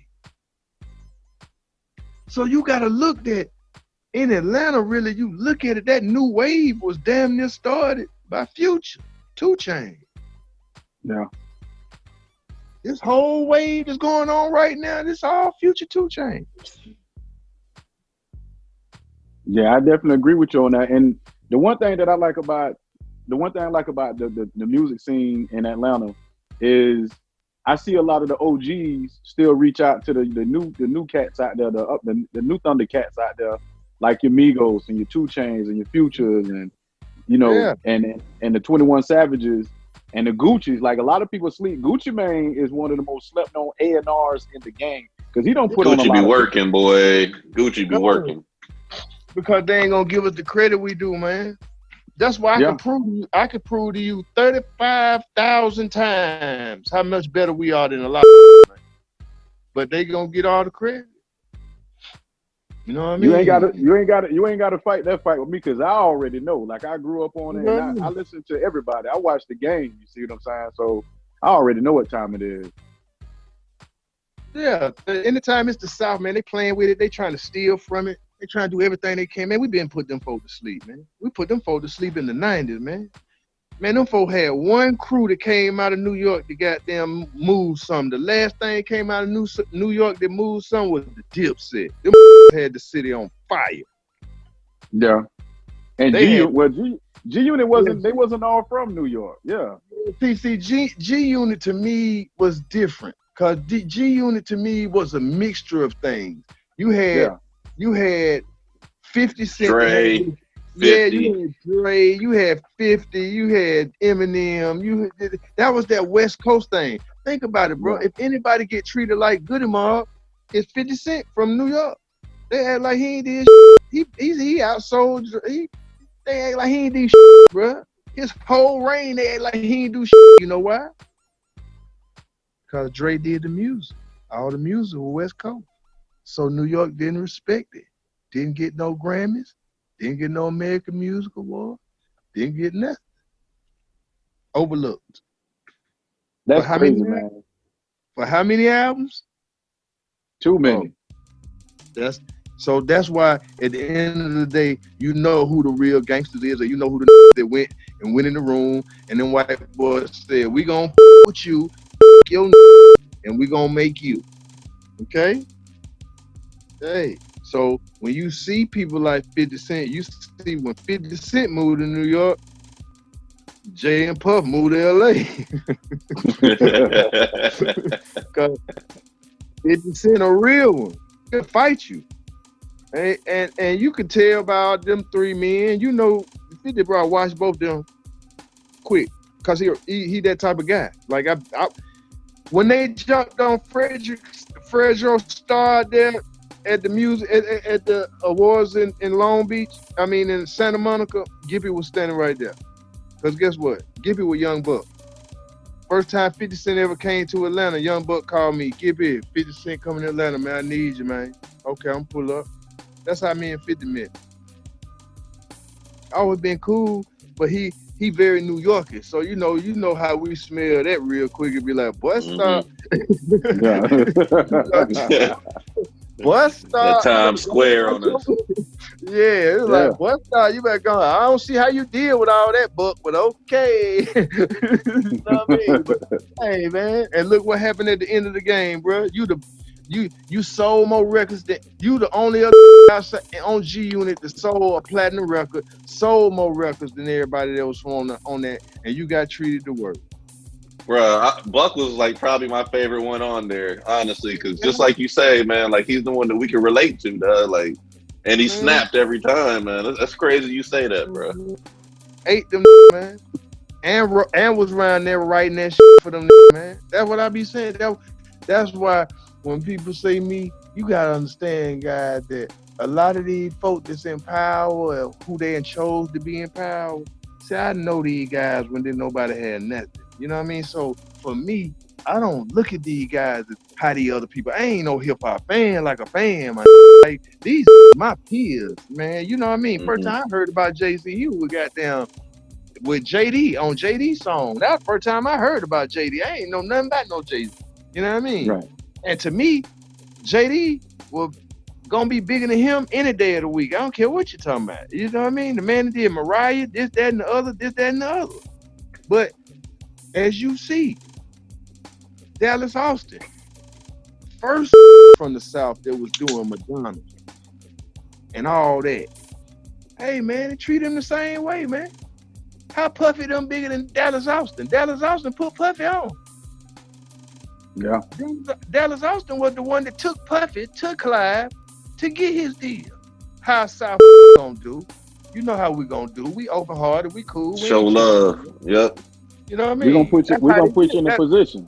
Yeah, you know, we don't never be tripping. We do out the heart. You cool, we cool. You know what I mean? I ain't tripping. But hey man, look at the game though. They from New York, they bigger than Dallas. These folk over here, they bigger than this. That's all my shit. And a lot of people don't like it because see, I tell her how I've been talking like this since day one. So this is why Zex didn't like me. This is why certain didn't like me, because guess what? Gippy come from a dad and a mama. Ain't nobody in the music business I ever looked at as somebody like a father figure. You know, and you gotta look. these men are very, very aware of that kind of thing. That's what they want. They want the DJ Khaled's, man. And I ain't dissing DJ Khaled. I'm just saying they want that. That's what they want. They want you to come in. You the best. You the best. You the best. You the best. Give me $2. Well, see, I can't never do that with this industry because I always came in like I'm representing this side. Gets me off top, so I ain't never gonna be friends. I let you young be friends. Gippy gonna hold the line for the South. Hey man, when we came in, we stood on our side of the street. Them stood over there. At the end of the day, I don't mix nothing. I don't trip off nothing. But at the end of the day, bro, I ain't with that bowing down. I ain't with that. Because I know in New York, this is what New York did. When New York came win, they changed the game. We start beating them, selling more records. Okay, now New York start getting paid for their videos. Now they getting shoe deals. They getting all the shit. They getting all the shit. You know what I mean? We ain't never got no shoe deals. As fly as we been the whole time. They never came and gave us none of that extra shit that the other talk about and do. Because we weren't from up there. We go to the West Coast, you know. First time we ever did a record with goddamn, I'm gonna tell you how us and Mac 10 met. He got in contact with our folk. Boom, man, we went to go meet Mac 10. It was like doing a drug deal. It was like you walking into a room, Mac sitting there with a bulletproof vest on, guns everywhere, and it's like, yeah, what's up? What's happening? We gonna do a song or what, cuz? You know what I mean? What's happening, black? You know what I mean? So you gotta remember, them times, it was just gangster shit. We in LA, we doing the Sprite commercial. Africa Bambaataa, Goodie Mob, Fat Joe, Common Sense. Boom, we get there. Fat Joe goddamn showed up with motherfucking Common Sense is there. We in the studio, me, Common got one dude from Chicago with him that's a gangster disciple. Okay, boom. Also, the OG in there, Africa Bambaataa. You know, we all flow. Like, we mean Africa Bambaataa. Like, yeah. We flow right now. We like, woo, Africa, you know, we sub. We like, man, we don't know these folks. This hard. This Africa Bambaataa. So just imagine us sitting there tripping off Africa Bambaataa. Boom, the door opened up. Fat Joe walk in with Mac 10. Mac 10 walk in with the Samoa. He walked through the room. The dude from Chicago with motherfucking goddamn Common Sense, he looking at Mac. Mac looking at him. Mac just stopped and said, yo, homie, where you from? He said, Nick, I'm from the west side of Chicago. Where I'm from, we look every man in their eye. The nigga Mac 10 said, oh yeah? Well, let me tell you, let me let you know something. He said, I'm from the West Coast, and you gonna lose. And boy, them Samoans walk from Mac, pick that boy up, start whooping that boy out there, man, in the middle of the street, in front of Beverly Center, man. I'm whooping this boy, man. You know what I mean? So, boom, Fat Joe jump in the middle. Boom, we got to stop this shit, man. No, cut it out, boom. He stopped Mac and Common from getting into an altercation. But the homeboy got wiped that night, man. Hey, man, like, I'm telling y'all, bro, LA back in them days used to be. I believe it, man. I believe it. Like, so off the chain. Like, when you look at movies like Old Dog and them kind of characters, man, just imagine a city full of them type. Like, we would just go to the Beverly Center. A car pull up and be like, yo, cuz, what set you from, cuz? And they be like, huh? We be like, man, we from Atlanta, Georgia. We from the South. As soon as we start talking, be like, oh, cuz, them there from we got family in Mississippi. What's happening? You know what I mean? All West Coast with South, period. Because they grandmamas from the West, they either going to be from St. Louis, Chicago, or they going to be from Mississippi. Mm-hmm. Yeah. And most of the time, because that's where Daz and Snoop from, Mississippi. They folk from Mississippi.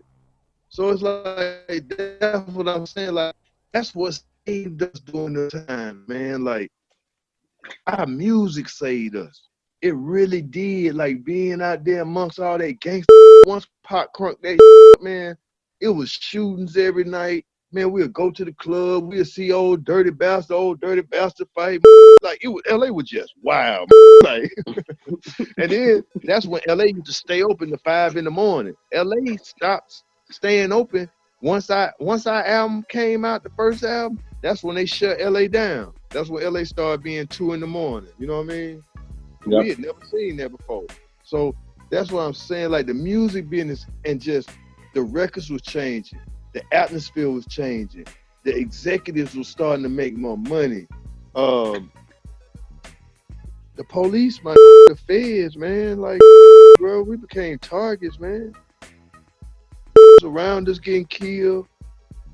People around us running up in the house, raping and all kind of shit. Man. One night they tried to put a hit out on Dre.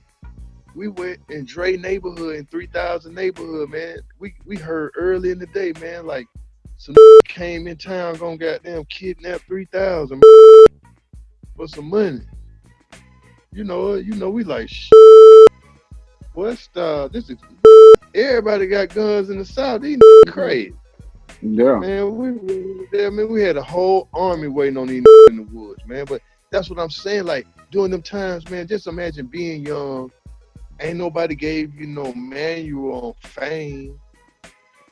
You know what I mean? Like, fame, kids, women, all that kind of shit. But, you know, at the same time, trying to keep your message, because you seeing that around you, the world changing and everybody getting into this shiny suit. Man, once Puff came with Mace, the world was hooked. That was it. You know, once he did, what was the song he did with him and Mace was on the golf course? More money, more problems. Yeah, it just seemed like Bad Boy just went to another level, man. Like, they took off. Just imagine trying to, they did, man. And just imagine trying to stay in the midst of that with content. It had to be tough because it went from, you know, like you said, like conscious and having content, having a message and having your different style, to now it's back to, you know, shucking and jiving again. Yeah, it's back to shucking and jiving and everything. Like Mace had balls, he could spit, but that's not, if you're not a real hip hop head, you really want to know that. You'll know him from the shucking and jiving with Puff next to him, and that's what it'd be known for. So you did send me something. You did send me you sent me some records that I checked out and I played them actually. And on the P song, which I think is a dope song, that it definitely goes with what's going on, you know, in Minnesota, Atlanta, down here in Tampa, you know, a lot of the protests and riots and stuff jumping off. You said something in your bars. You said, tell his mama that her son going next to the pen or the graveyard. What would you say to prevent that from happening to these young cats out here now? It's a real strange culture out here right now, man. Cause the gang life has goddamn taken a hold everywhere, man. You know what I mean? Right. At one time, you ain't see that down in the South. You know what I mean? So the gang culture out here, this new sexual young millennium culture of everything's everything, you know, and on top of that, you got the whole scamming culture. You know, these kids really came up. That's what I'm understanding why we might be old school to because they've been on some whole other type, you know what I mean? On some illegal shit. They've been on a whole nother type goddamn card. So, you know, I would just say this. Everything that we talked about in cell therapy, we are now living in. Fact.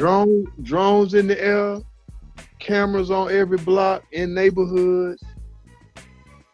Now we doing quarantines and curfews, man. Face mask. Face masks. And I would say this, man. I would just say this, man. If you ain't ready to do the time for whatever you involved with, this ain't the time to be in jail. Cause I get the videos. Just hit me with some videos a day ago about the prison down in Macon, Georgia, where they in there just gas, like, you know what I mean? So you gotta understand, being in prison right now is anarchy, cause everything you can get on the street, you can get in prison now. So now it's got big screen TVs playing games off in that man. Like, You ain't even lying though. Cell phones, YouTube channels, and all that. I mean, out here, man. If you got a phone and you working this and you got your YouTube, Facebook, and all that's going, man, you in the free world. You just on quarantine. That's what they trying to get the world to live on now. So what they really missing, if they can look at the world stars and the fly heights and all the going on, they like, oh, I know what's going on out there. Right. At one time you didn't know. So, but I'm saying though, I would just tell the youngin that your possibilities of getting out them situations are getting slimmer and slimmer, man, because it's getting more and treacherous as in jail, man. Like stabbing up his own ass, man. Like, you know what I mean? Like, and a lot of the people that I goddamn grew up with and kicked it with, you know, they coming home now. I got to say, shout out to my Miami Bo, man. He coming home, man. Miami Bo coming home from Miami, man. One of the biggest, man. He'll be home soon. Like, so my thing, and people don't know, man, the Georgia, Florida thing, this go back to the 80s, man. You know what I mean? Oh, yeah. Convertible Burt stayed in East Point, man. I've been seeing Convertible Burt. I've been seeing that Miami, man, that Florida boy swag, man. Well, one thing that I did observe about you, you know, as an artist and your style is you got like this cool grown man pimp type player, you know, kind of style with it. Like taking a song like Stepping Out you did with Pat, you know, like that song had like, you know, you get your style on, you stepping out. And now you got the new song coming that's out now with Tow Cars, The Time Is Right, and the sample on that thing. I don't know who idea that was, but what was your reaction the first time they say Gip, we want you to drop something on this beat right here. What was your reaction when you heard the beat to The Time Is Right? I ain't gonna tell y'all no lie. See, I've been in and out of Atlanta for 5 years now, cause you know I stay in LA too. So I'm in and out of LA. I'm in my LA So just imagine me coming home and Tow Cars like, come on, give it, man. Come on, man. Just goddamn come with me. And you know, for a while, guys, like I just stopped rapping. Like I'm just like, man, I'm cool, man. You know, we went and did the new Goodie Mob album. We did a Goodie Mob show on TBS.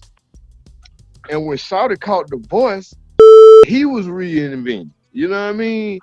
Where we went from around doing these shows to $3 million, $6 million a year to sit somewhere for 8 hours. You know what I mean? So you got to realize that too. We went from just trying to figure out what we doing to, hey man, y'all want to come to New York? Y'all want to come to LA and try this new show out called The Voice? You know, what else? I mean, you ain't got else to do. And we moved to LA on some just like, man, you know, this might be some little bullshit. You know, we're going to knock this out, be back in Atlanta in the month. We did the first little season, you know, it was like a small production. We thinking, you know, of course we seeing Adam Levine, like, okay, we know Adam Levine, whoa, rock star. Christina Aguilera, you know, we knowing her, you know, and the country dude, we really didn't really know Blake. So we kind of were like, you know, this shit work, might not work. Well, boom, we do the first season. That motherfucker turned. People will never understand that CeeLo went diamond in TV with that shit. It went from 1,800,000 audience to the second season every fucking Monday night. That was 18 million people looking at that shit. So we went from the first season where we was recording the show in Prince Club in LA to now we on the Hollywood goddamn set. This motherfucker 18 million. We like, damn. The budget then went up through the roof. Like Shawty never made no money making music like he made like that. 20 million in 1 year. That's off TV. So just imagine, you know what I mean? I'm just saying there's the different levels of now you have a guy that has been in the business for 20 years in the middle of America and fell in love with him. When he was just supposed to be the token rapper that people didn't know knew music as good as he did, and he got on there and he became the star because he knew music better than Adam Levine and Christina Aguilera and Blake. And he became the international star. And it's like, yo, imagine that, bro. Imagine taking over Hollywood after being in the game 20 years. You ain't even never been in Hollywood with a record this big, with a situation this big. A record can't do this. Nah, that's a whole different kind of money and a different type of situation to do this. Bro, we walking through the airport and old white ladies coming up kissing the man that said free and said that. Come on, man. They didn't even recognize him as a rapper. They didn't even recognize him as a singer. Nah, that's a singer, man. It was like they ain't even recognize him as a rapper. They didn't even know he rapped. You know what I mean? So just imagine that we go from that's CeeLo Goodie, that's Gnarls Barkley, you know, because even being on TV, they never equated CeeLo Green as being Gnarls Barkley. It was so different. You know what I mean? Then the character of Gnarls Barkley to this new glamorous big guy with feathers and big old watches and shit on TV, and people being like, "Yo," you know what I mean? Like he was like, for the big guys, he became the big sexy Levert. He was their new confidence before Bone Crusher took his shirt off. Come on, man. Understand that from CeeLo being CeeLo, what do you think they turned Khaled into? They had a template. They could see that a big man work on TV, a big man cool. That's true. CeeLo did that. You know what I mean? Gipp, I wanna ask you about this new venture that you're getting into right now too, man. Because you're talking about everything and everybody spinning off into different stuff, man. I appreciate people trying to find different hustles and different streams of income. Tell me about Gipp's Goodies, yo. I see you got the shirt on. I see you repping. Yeah, man. Come on, man. We're gonna take a walk real quick. I found that out. I was like, y'all in the boy, guy's in the CBD market. Like, okay. Man. Y'all in the backwood, man. Let's do this right quick. I'll take a little ride with me. Okay. Boom. I got some for y'all. See it. Go in the kitchen real quick. So, right here. Gipp Goodies. This is Georgia Peach. This is some of the most high-grade hemp, tarpines, clean, man. Very good for anxiety, everything. These are the ones that's made with the papers. The ones that I got in the stores, now those are the ones. Those are rolled in palms. It has a cork for the end part, and on we got CBD Keef on the outside. The only person that got CBD Keef, and it's got high grade flower, high grade hemp, high grade terpenes, and it tastes great, man. So this is like the Georgia Peach. These are the smaller ones rolled in kind of another kind of paper, and this is the purple top. This is the Sunday Drive. So, man, the greatest thing about this is I got with my partner's name 3 C's. There's 3 of them: Tony Acuna, Humpty, and Teran. And they were the ones that created Moon Rock with Corrupt. Okay. Okay. First person that got me all into this cannabis. Well, the first persons that always did it and always was around us was Cypress Hill, Dr. Green Thumb. Got to give our shots, our hats off to DJ Muggs and Be Real. They always been into this. They the masters. They've been taking hits from the bomb. Yeah, they've been doing that. You know what I mean? But okay, just imagine this. I'm in LA. Corrupt called me to the studio. Corrupt say, Gippy, I'm getting in the cannabis business. I'm like, huh? What you gonna do? He said, man, we created this called Moon Rock.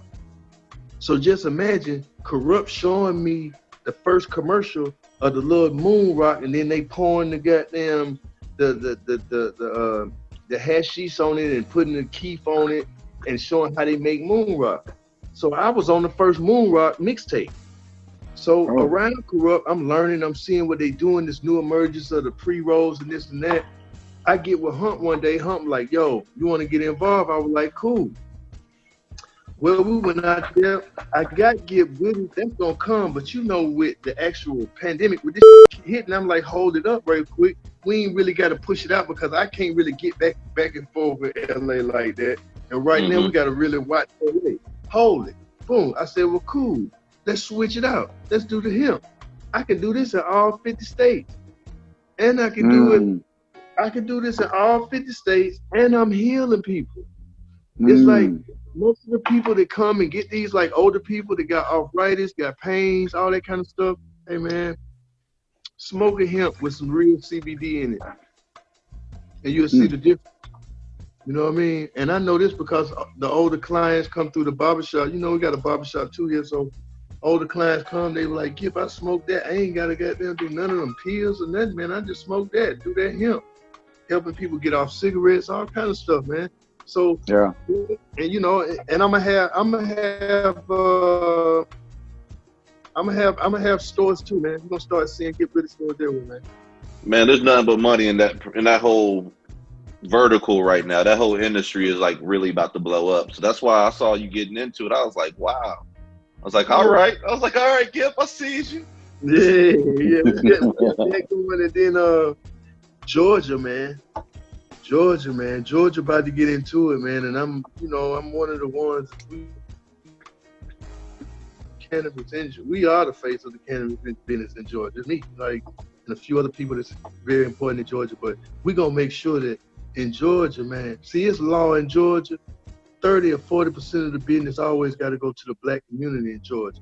That's law. That's what Maynard Jackson did for the city of Atlanta. So that's the difference between any city, any black city in America. Maynard Jackson made sure that when he built that airport out there, he made sure that 40% of that money that go in and out of that airport, black people get and goes back into the black community. That's why we one of the strongest cities in the world, because black people control the airport, which is one of the biggest airports in the world. That's why the community keeps moving. But one thing about this cannabis, once they let cannabis into Georgia with the strip club culture and they bring in gambling and horse racing, it's over.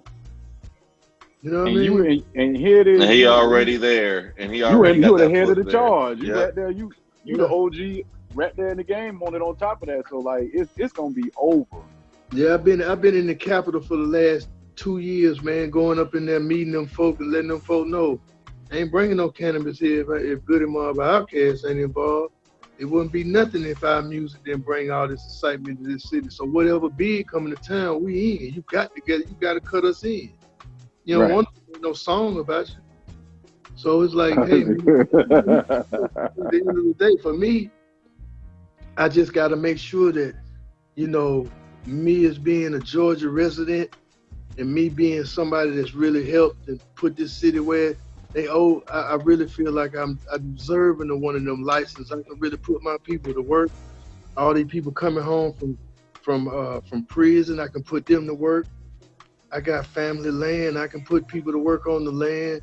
You know what I mean? Gardening and growing THC and hemp. So it's like, I just got a lot that I want to bring to the table for us, because I feel like if we get into this, we can build this, and Georgia and just the South alone, I think could be one of the biggest cannabis producers in the world, because we got all the land and we got all the heat. And it rained pretty good over here, so we good. Oh, Florida, we know, boy. That boy. There's so many grow houses down there. I already know. But I just tell my brothers, man. I be trying to tell my brothers, man. Look, man, this here now. You might as well learn how to do it. My little niece, she seen me messing around with that stuff. She found some cannabis school here, took the classes, graduated. Them folks then flew her to Oklahoma, got her somewhere to stay. Now she working and growing and knowing how to do everything with it legally, man. So right now, let's do it legal, everybody. You don't gotta get them do it illegal no more. All you gotta do is just pick up a book and start learning about it, because it's already going on in Florida. You can go and get on the train. Go and get medical weed on South Beach. You know where to go. That's true. You know what I mean? So it's the daddies again. The game always going on. It's just when it gets to the black community. Right. That's the very truth right there. Because you see all these major corporations already got the Marlboros of the world have already got their foot into the game with that too. So that's completely correct. I told my dude, I said, bro, when you see the son of the Wrigley spirit gun, when you see people like that trying to what they doing to get into this, that tell you what it's got to be major. That tell you what it is major. And when they see us trying to jump in it, that's when they move the finish line.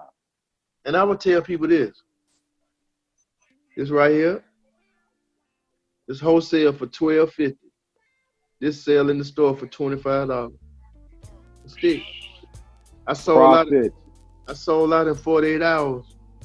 The legal hustle right there, boy. You know what I mean? So, that's what I'm saying. Like, for my brother, like I'm really like, hey man, I'm here to teach. I'm here to, hey man, Kentucky, Kansas, man, they gonna get into it. You might well start doing your homework now. Kansas, plenty of goddamn farmland.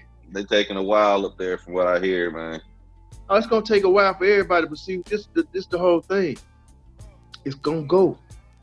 See, this is just like the flipping over of the guard. America is gonna all go cannabis all the way across the board. The tech world has taken over. It's a part of the tech world, so it's a part of the future.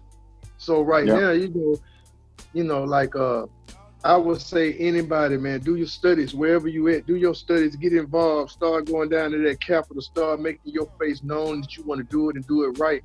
You know, it's time to grow up, everybody. We got to go about it the right way now. Now we at the age where we can't play in the streets. We got to go play in the Capitol. Yeah. You know what I mean? Use our weight right. Well, when we protest, people know that we ain't just protesting, that we understand what we doing, how we gonna do it, and we got an ends to this. But just going out here in anarchy, like, that's why y'all see, hey man, we shut that. Hey man, ain't no burning shit down around here, man. You better take your motherfucking ass up out of here, man. Talking about you burning something down there. We won't care nothing about the protesting, pimp. And hey man, Atlanta ain't LA. Atlanta ain't Detroit. Hey, it's going down in Tampa, Florida right now, Gipp. Like, for real, man. It's been going down for like the last 5 days now. It's gonna go down in Tampa. Tampa always been a white city. I had a girlfriend down there, man. A white girl like baseball. I got some pretty white girls down there, man. I seen them, man. No, I'm just saying, though. You got to look where we at, bro. Tampa, a white city, man. Orlando, a white city, man. You know, Miami, the one black and goddamn and Latino. Tampa, that's for the white people. You just live there. So as far as goddamn having probably being mistreated, yeah, that's gonna be us. That's why it's so much trouble in Tampa. But see, that's why in Atlanta, see, you gotta understand. Now, police ain't been putting their hands on us since the Red Dog days. Once the Red Dogs and all that, no, we ain't been having that since then, because, you know, as soon as we figured out that they working with the streets and they in the street and they trying to lock up the street, oh, hold up now. You know what I mean? Somebody gonna make a phone call. So once you know, we can pick up the phone, call Andy Young. You know what I mean? So it shows you the difference in Atlanta when that first night they set some on fire. The rap community like us start getting Hey man, what the hey man, Teddy Young man, we don't burn up now.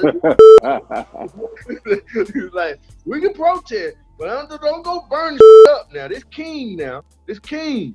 All right, boom. Okay, we handle that.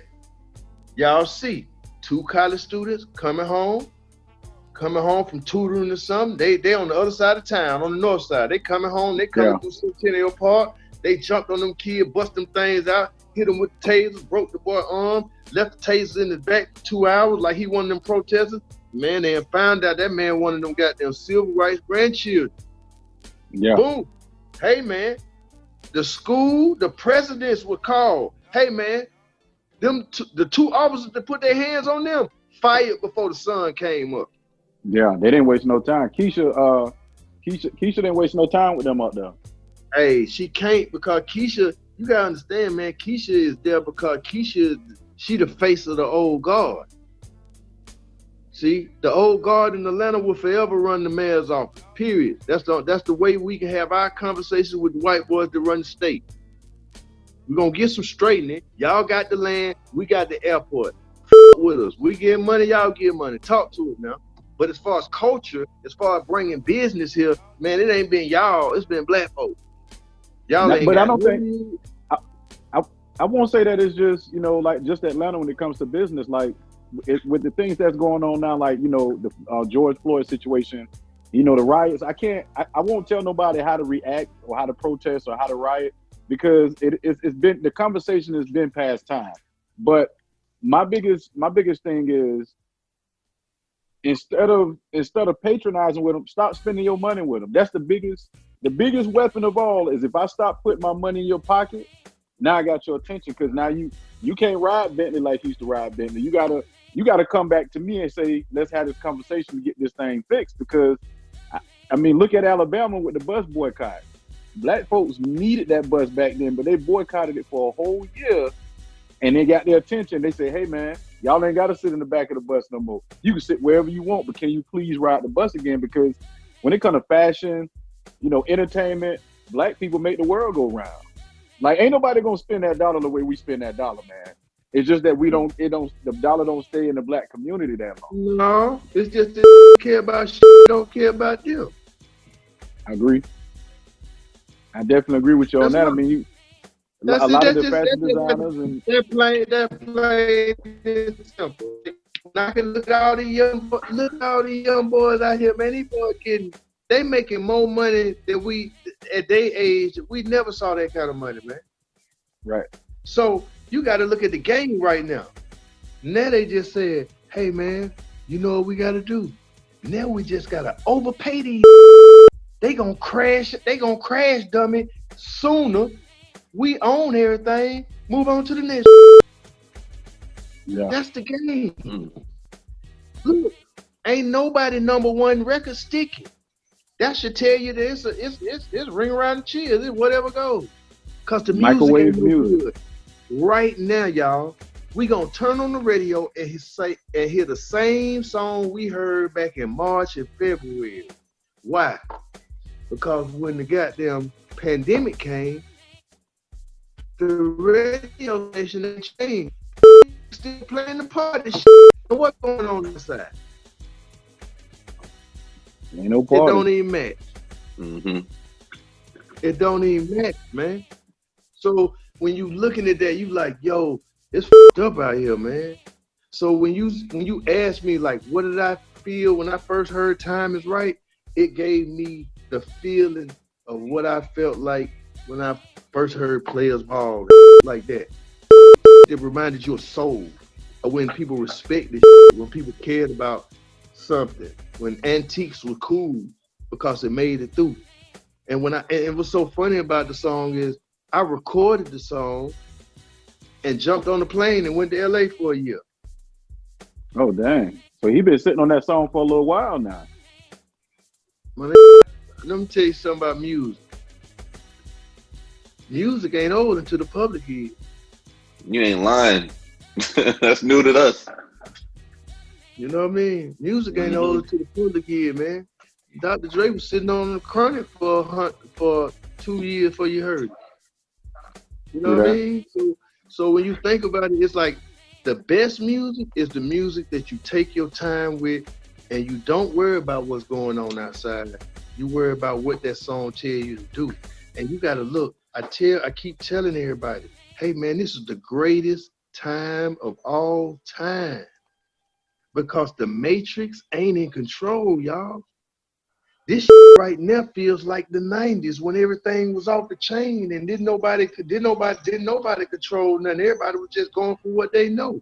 Look, this whole emergence of everybody being on like Zoom, we all are starting to, when we played the background now, we got to step on up, put our face in the camera now too, because that's where the world going. It ain't gonna do nothing but strengthen all of our brands, that when the lights really turn back on, look, man, we ain't put in some more work in the cyber world. That's true. What I've been telling you, Ship. Now we ain't put in our work, and then can't tell you because, of course, yeah, I'm with y'all, man. Like I ain't on that all day. The young people be on there, but now that I know that the world going this way, hey, Gippy, we got to go this way. This is how we survived anyway this long. We might not got everything that it take to know and what you supposed to know, but understand this. One night I got a call. They said, Gip, would you come and do our look at our podcast? That dude was Carlos from 85 South. I went and did they podcast because I knew Lil DC fly out the street. I knew Shawty was changing his life. Got a little podcast. I'm gonna go do it. So now 2-3 years later, now I'm looking up. I'm seeing DC on goddamn MTV raps. Now this 85 South and took off. Hey man, you gotta pay attention.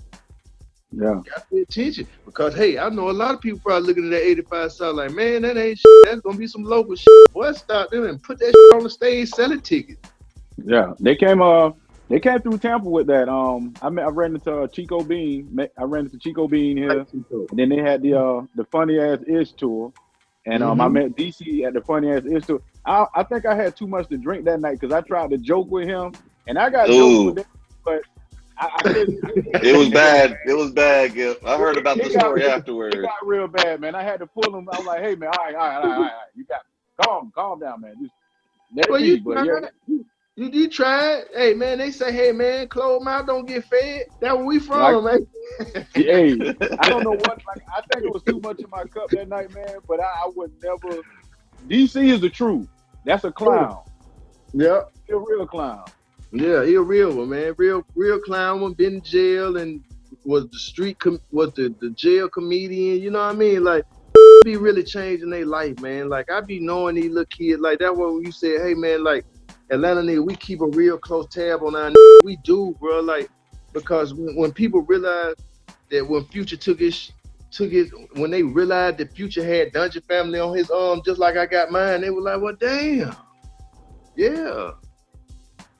Yes, hey man, you think about all us in the room, boy. There's a whole bunch of elephants.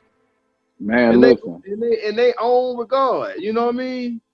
So it's like when you say, man, you think 3000 gonna come back? He might not. But I'm gonna tell you the thing that would excite him would be an album with all of us, Future and everybody, and do an album together and tour together. That would probably excite him. But well, Gipp, I need you to make that happen, man. You need to. I'm speaking that into existence. You see what I'm saying? You need to go. I'm trying. I think that we gonna do it before everybody can't do it no more. You know what I mean? I think we're going to do it before everybody can't do it no more. Big Boy got plenty left in the tank, man. We got plenty left. Man, we get up there and have so much fun. That Dungeon Family tour was so fun last year, y'all. That was fun, man. Like, us getting up, man, we ain't even performed them songs in years. Like, to do Dirty South, the whole song, me, Cool Breeze, and Big, like, to see Backbone do things with Witch Doctor, and man, we had fun. And Organized Noise being on the road with us, man, we had so much fun. Only person we were missing with 3000, but it was so funny about him. He had the well, we all, that's how we communicate every day, man. Like we still stay damn near in touch like when we was kids. because we got a line that's always open. So sometimes CeeLo just start joking on Dre, and then Rika say something, and we all be on the phone talking together. You know what I mean? So it's like with us, just us getting back to that, man, just feel good, man. Like, you know, we all have been through our we all have had the big head, egos, all that old and just to be like now, like, oh, shut up. Instead of, you know, when, you know, we were young, take personal, don't take personal no more. You know, we old, man. Like, we got kids. Like, and then, hey, you be, man, my kid on, my child on the Soul Train. On the Soul Train TV show. That's my daughter, Keepsaya. I remember when she was on. That's what it is, man. I think y'all had her on Joy on Star Kid. She did a little piece on there. And then you mentioned you know you big on family and stuff like that, which is very very impressive to me because in hip hop they don't teach us how to be emotional and sensitive. They want everybody to be hard and thugged out and stuff. And so I remember. Matter of fact, I want to take you somewhere right quick. What's up? On Star Kid Revenge, you and Joy, y'all did y'all rendition of Boosie Collins' "Munchies for Your Love." Who idea was that? That was hers, cause Boosie was like Keepsaya, her great godfather. That's George Clinton. Okay. So George Clinton really early kind of adopted the Dungeon family. Okay. So Joy was the one that really kind of brought the George Clintons, the Bootsies, the Raphael Sadiqs, the Lenny Kravitzes, Dallas, and then that was Joy. You know what I mean? So that as you see, Erica went and did her version of the Dungeon family with the Roots and all that. Right. She was Joy. So I think that'll be an interesting conversation too, to sit down and have a conversation with Joy and just like have her break down, like go through the Star Kid Revenge project and have her just break down, okay, on this track, this is what was going on and that stuff like that. But when y'all did that Boosie Collins "Munchies for Your Love," I had to put that on my bucket list and be like, I want to do that one day once I purchase my voice out the pawn shop or something like that. But do you foresee it being like a part two of you and her going back and remaking that song again, or taking another one from back then and putting that thing out there for us, man? I got that's my baby mama, man. You know how that goes. Yeah. You got a point right now. No comment. Hey, bro, then she older than me, so you know how that shit go. She got to get to telling what to do, man. Yeah. Then he be like, man, look here, man, check this out. Cause that's kind of how it went for the song. Like she was telling you quit trying to be shy, and you was like, all right, I'm gonna do it. Well, I'm gonna do it though. Yeah, y'all did your thing, man. Thank you, man. And Joy doing good, man. Joy in LA, man. So Joy doing good. Our baby on TV, and I'm like, damn, my baby goddamn it caught a TV show and this hit, man. And I'm like, damn, now she gonna be in this entertainment shit, man. That's that next generation right there, man. Yeah. The next wave, like you said. It's like, hey, man, and she left it. You know what I mean? They took hold of her quick. So, she been around this, man. I took her right out of the hospital and took her on tour, man. She been out here on Smoking Groove tours with Lauren kids and everybody kids. Like, so it'd be a trip to me because, all our kids, they grown now, man. Yeah. It's kind of. You got Keepsaya grown, Bamboo grown, Cross grown, Seven grown, Kingston grown. Like Joe kid, Joe got 4 boys. You see what I'm saying? Like everybody, like, and it's crazy because when you sit back and think about it, it was like yesterday when CeeLo had Kingston. I'm Kingston Calloway. I'm the son of the throw machine, and now he grown. And then now you got Big Boy and in the studio producing with us. You see what? He in the studio with us right now on the new album. I can't wait till the world hit a new album. You talking about a Soul Food Part 2, man? You gonna get. I think like this is a mixture of soul food and still standing. Yeah. It's right on time too. Yeah, man. I can't wait to see. And people gonna get to see, cause what's funny to me is when I look at New York right now, everybody turned into podcasters and they anointed one person as being the greatest of all time, and they'll never be able to beat that. And you know where we from, man, we ain't never anointed nobody as that. You know what I mean? And that's a different. Right. See, that's what people don't really understand when I see people make statements like, "Yo, we got to come up with a fund and pay the OGs and all that kind of shit." Hey, man, that's got to be strictly New York, because down here we not gonna ask our kids for nothing in the South, because y'all always taking from them. Why we gonna take from them? I ain't doing that. Why would I want some from Lil Baby? You know what I mean? Like, I don't want nothing from Lil Baby. Man, you gonna goddamn get that. I want you to keep going. Coach and Pete, I'm proud of y'all. Right now, to me, QC is the death row of this town.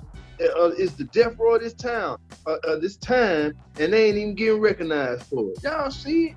It ain't, hey man, y'all see it?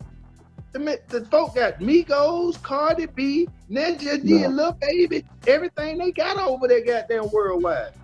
But y'all still talking about the other folk, man. Y'all still talking about the other folk, man. Y'all still holding balls, man.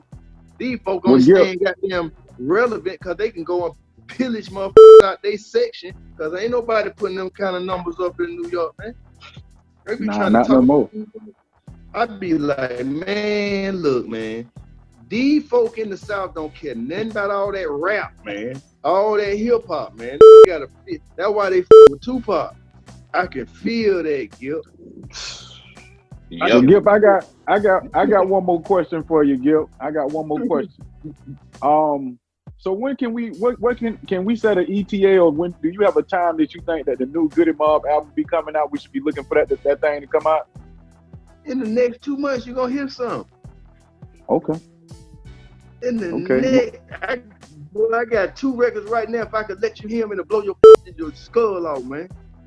I'm not gonna tell you no. Boy, I'm talking about, hey man, I got CeeLo Goodie rapping. Boy, if you been waiting on CeeLo Goodie, you been waiting for that was rapping them kind of verses on them first 2 Outkast and Goodie Mob. You about to get him again, cause he mad. CeeLo that's just a whole different machine, man. Like a lot of people, I remember when he opened up on Cricket Booty, he said, "I'm putting the poetry, emotional addiction, over social, over natural." You see what I'm saying? Like, I'm ready.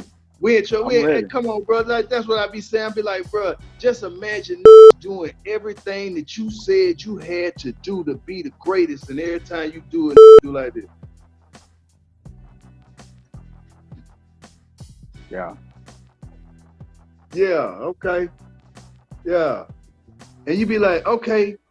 And then when I tell her, hey, cuz, I ain't never bought no Jay-Z album, and the go crazy.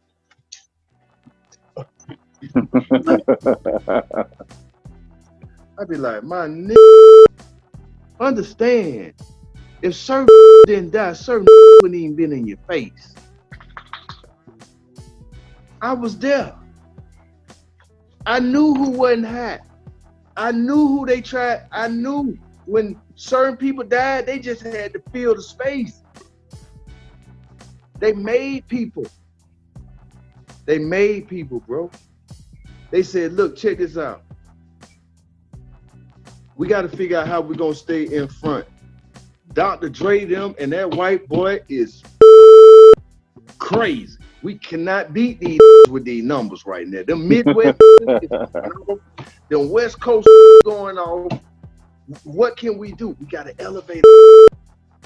We got to elevate. Okay, we're gonna make a rap. Goddamn, the president of Def Jam. Okay, all right. We're gonna act like we found this, found that. Boom. Okay, you got the girl. Okay, boom. Okay. So tell me this. How does a person buy themselves out of a contract? The same people that made you.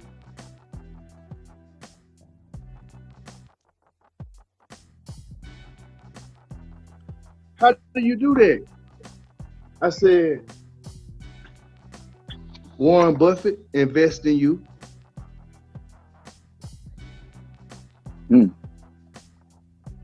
Warren Buffett invest in you. Now it's a crazy, it's a doggy game. Okay, now all of a sudden, now you bigger than everything around here, cause you and around there, you got more money than the people who put you on. Well, how'd you do that? You found a bigger fish. You learn the game of marketing. You learn the game of promoting yourself in another way, outside of what is just left for hip hop. So now you take that on the road. Now you go to LA. Now if you look at TMZ, every couple of stories, it's about who can pay the monster, man. It ain't about being the best. You can pay for being the best. Why only two that got goddamn 23 and 24 grand? Because the shit rigged. It was rigged to make other bigger than other. These got more Grammys when they didn't sell no records for nothing than the sold the records during the time they got them. It's been a lot of ghostwriting around here. It's been a lot of ghostwriting around here. Well, they told me when I came in the game, you had the right say the shit, be the best at the shit, and to do the beats, got to do the beat. Well, what I've been finding out is you got teams of doing shit.